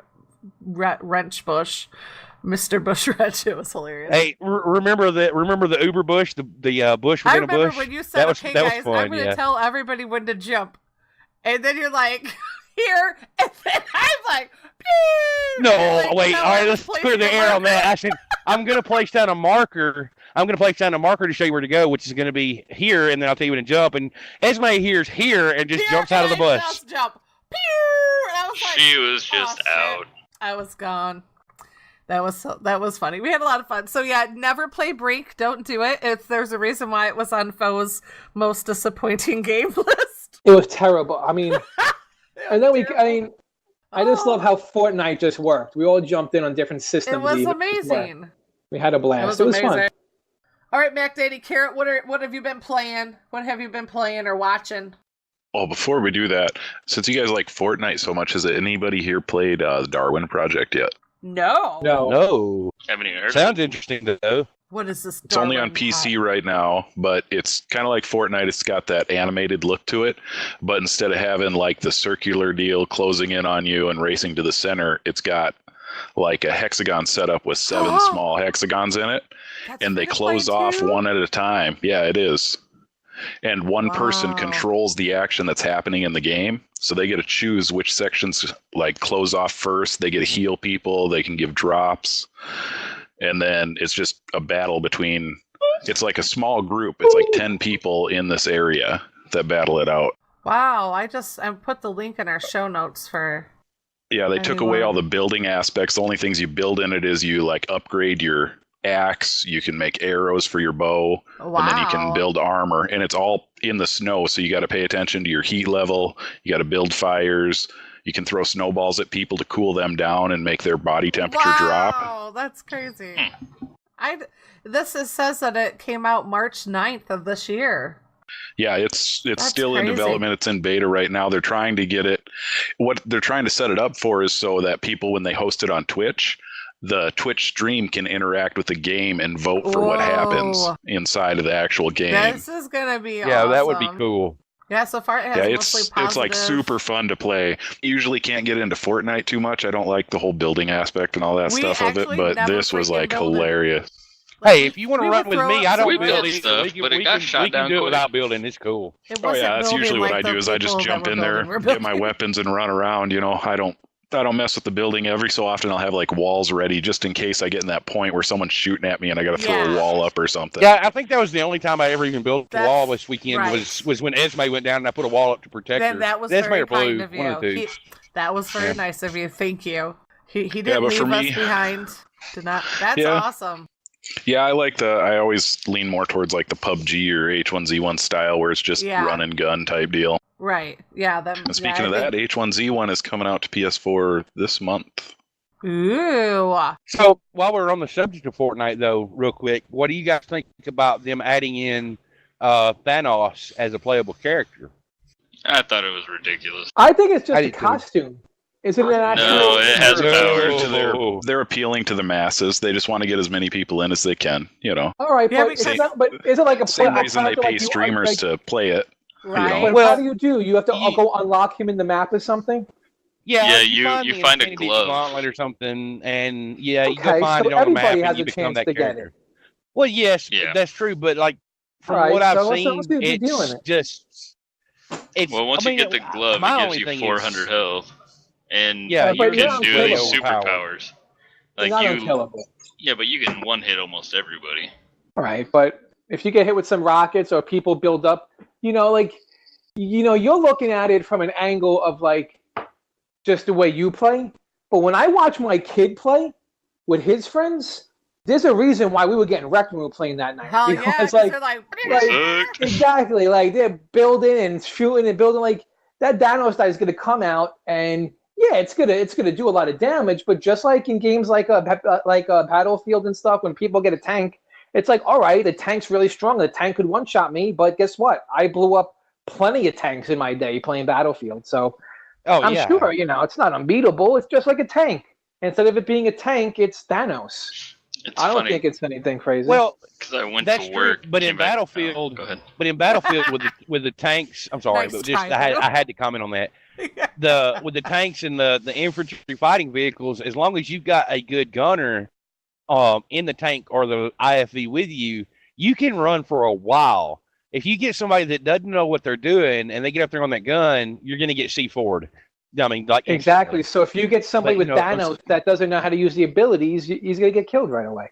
Kind of the same thing. Well, that's true. I mean, with me, my whole reasoning behind it is, yeah, they added John Wick as like a costume or whatever, but it doesn't give you anything. Right. Why put in something like You're looking that at, like, the that's balance kind of overpowered? of it. Yeah, it kind of throws the thing out of balance for me. I think they probably did it though to help out was- with I think they did it just to help out the people that are like new to the game. You know, they have that golden key in there, the golden gun that they can possibly find and have a chance at winning it. Exactly. Right. You get to be this powerful character, like you're not that good, but you find a glove. Now suddenly you're a force to be reckoned with. A force to be it. reckoned with. I did get it. I'm multi-perspective on it. I see both sides of it. It's just personal opinion. It's just not for me. Gotcha. You're not a big fan of Thanos. Oh, I like the character. I just don't think that he belongs in Fortnite. Yeah, I'm reading an article. It was in Forbes right now. I had Googled it to see what's up, and this came out actually yesterday. Yeah, they said they played the new Fortnite Battle Royale X Avengers Infinity War mashup mode and a handful of times before I finally killed Thanos and took the Infinity Gauntlet for myself. Minor spoilers for the movie, it says. But it's a mode. It's a game mode. This says it's a Battle Royale X Avengers Infinite mashup mode, I guess. Yeah, so what Fortnite has, I don't know if you call it right. So what Fortnite has is there's like modes you could play, and every week it changes. So it's if you want to play, if you don't want to play that mode, you just go play regular Fortnite. Okay, so that makes it more doable. Yeah, so you're not being that forced. makes sense. Yeah, it's not being forced on you. All right, now I'm cool with it. As long as it's an optional thing, that's fine. I don't have to skip, so I'm good. Well, there we go. I'm glad I checked on it. So this guy said the first time they played the mode, I died in the storm embarrassingly enough. In normal play, it takes so long, way too long, for the storm to encroach that I wasn't even prepared for this rapid contraction. After learning from my errors, I had a couple of other attempts foiled by other players before finally killing the Titan with a tactical SMG to the back. He was already wounded, and at that point, so I can't take full credit, but I fell the bastard and took his fancy glove. Then I rocketed into the air and it kept smashing back down. It was glorious. I felt powerful. I also didn't have a clue how to use the Thanos screen effectively, and there were about a dozen other players shooting at me from all sides. I died quickly, only taking out a couple of my enemies. Suddenly I didn't feel so powerful. After playing as Thanos a couple more times, I've come to two conclusions. First, I'm probably not that great with this character. That's on me. But this is very important. You shouldn't have to be great to feel powerful as one of the universe's most unstoppable baddies. So that was his take on it. But I can put that in the show note. But that's good to know. I can sign on to that it's a game mode, so it's not being forced. If you want to check it out and you want a new game mode and something fun, that's a cool way to do it. And that game that Darwin project, we should put that on our free to play Saturday list, because that does look like definitely that's really fun. And the matches awesome. go really quick on it, and it's just super fun to play. Yeah, that's awesome. Definitely what we like to sign up for that stuff. Awesome. So I guess we're moving into last call. Here we go. It's closing time. You don't have to go home, but you can stay here. All right, time to close out the show. Share what you got if you forgot something, or wait a week. Does anybody have any shout outs you want to give? Any last tidbits of information you forgot to share? I guess just shout out to all the new members that have been flooding in. It's cool to see new people, new faces. Yeah, absolutely. And make sure you jump in Discord and come say hi to us. Yeah. Love to talk. Absolutely. Yeah, big shout out to MDC because he's a new guy, and came straight away and got on the podcast with us. That's awesome, dude. Yeah. Yeah. Sucked me in. That's right. You didn't. Esme did it. It's like, Now hey, you're get trapped. on over here. And it was fun having you. And especially because normally we'd be done and gone, but we were hanging around. Well, Electron had a gaming night with his buddies, Gigabytes out with dinner with his family, Cricket's freaking exhausted. I think that Boy Scout trip he was on sucked the life out of him because, dude, Yeah, it really plus he's been playing a lot of God of War, hasn't he? So Yeah. he's just probably toast. He said he's been tired all week. So it was great that Johnny and Mac Daddy Carrot got to join us. Also, It's always a pleasure. Yeah, it's cool that we get to have that. Also, I want to say this is really cool that we actually have a group of the guys that joined. They played Ark Survival Evolved together, and then they started listening to our Rated Ark podcast, and then they started playing in the Xbox tribe together. They became friends, and now they're like meeting up. They're doing like their own little meetup, and they're driving around. It's A86 and OG Bobby. They're gonna go pick up the Texans. And what was the other guy's name? I think he was one of their tribe mates, but we never got to meet him. But I can't remember who it is, so I'll feel bad now that I can't remember. But they said that they're going to they're all at OG Bobby's house now. And he put he's been giving us play-by-plays in general chat. They're at OG Bobby's house right now, and they took a selfie of all three of them. And they said tomorrow they're going to go pick up the Texans. So it's neat that they get to go like drive around the country and pick up their like tribe mates that they became friends with. That is really cool. It's so cool. I love it. It's so awesome. I love meeting up with people that I play with online for a while. It's so cool. I love doing that. I think it's awesome that they're getting to do this too. So that's awesome. And I just want to say you could come and join us in the games we play and the shows we record at crossrunrebellion.com. And I have included May's calendar. So if it has our recording nights on there, and also our free to play Saturdays. So our next free to play Saturday, we did the Crappy Brink / fun Fortnite last weekend. Tomorrow or this weekend is hopefully, fingers crossed, we get to do our D&D with Dungeon Master Foe. So let's hope that gets to launch off. I'm down. I'm ready to rock it. Yes. And then we are on the 19th of May. We're doing free to play Paladins.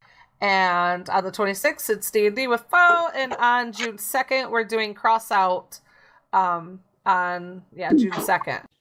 Now, with Crossout, I wish that it would do like Fortnite and do the PS4 PC crossover because I know, that would be awesome. I have quite the Crossout account on the PS4 and nothing on PC. But even if I don't get to show off some of my builds on the PS4, I will definitely have it on the PC and get in there with you guys. Yeah. That'll be cool. Oh, they do a crossover too? No, we were. No, I was saying I wish they would. I know they don't, but I wish they did. Yeah, definitely. But yeah, that game, it'll be fun just as a, like a free to play for a little while. But if you really get in depth with it, I know that we kind of talked about this one night with World of Warcraft, and it has the auction houses, and Crossout does a kind of a similar thing with the marketplace where, as you play, you start to collect scrap metal and different parts, whether it be weapons or cabs or wheels or whatever. And you can either turn those into better items, or you can sell them in the marketplace for coins and use the coins to buy things. And it gets pretty in depth on how to actually make coins on there to succeed. As if you don't play the marketplace, you'll never make it past the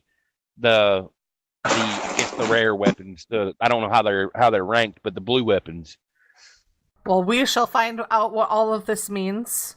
Oh yeah, that'll be cool. But all right, I think that's it for us tonight. And see you later. Bye. Time to have a good night. Later, guys. Bye. Take care. Brush your back.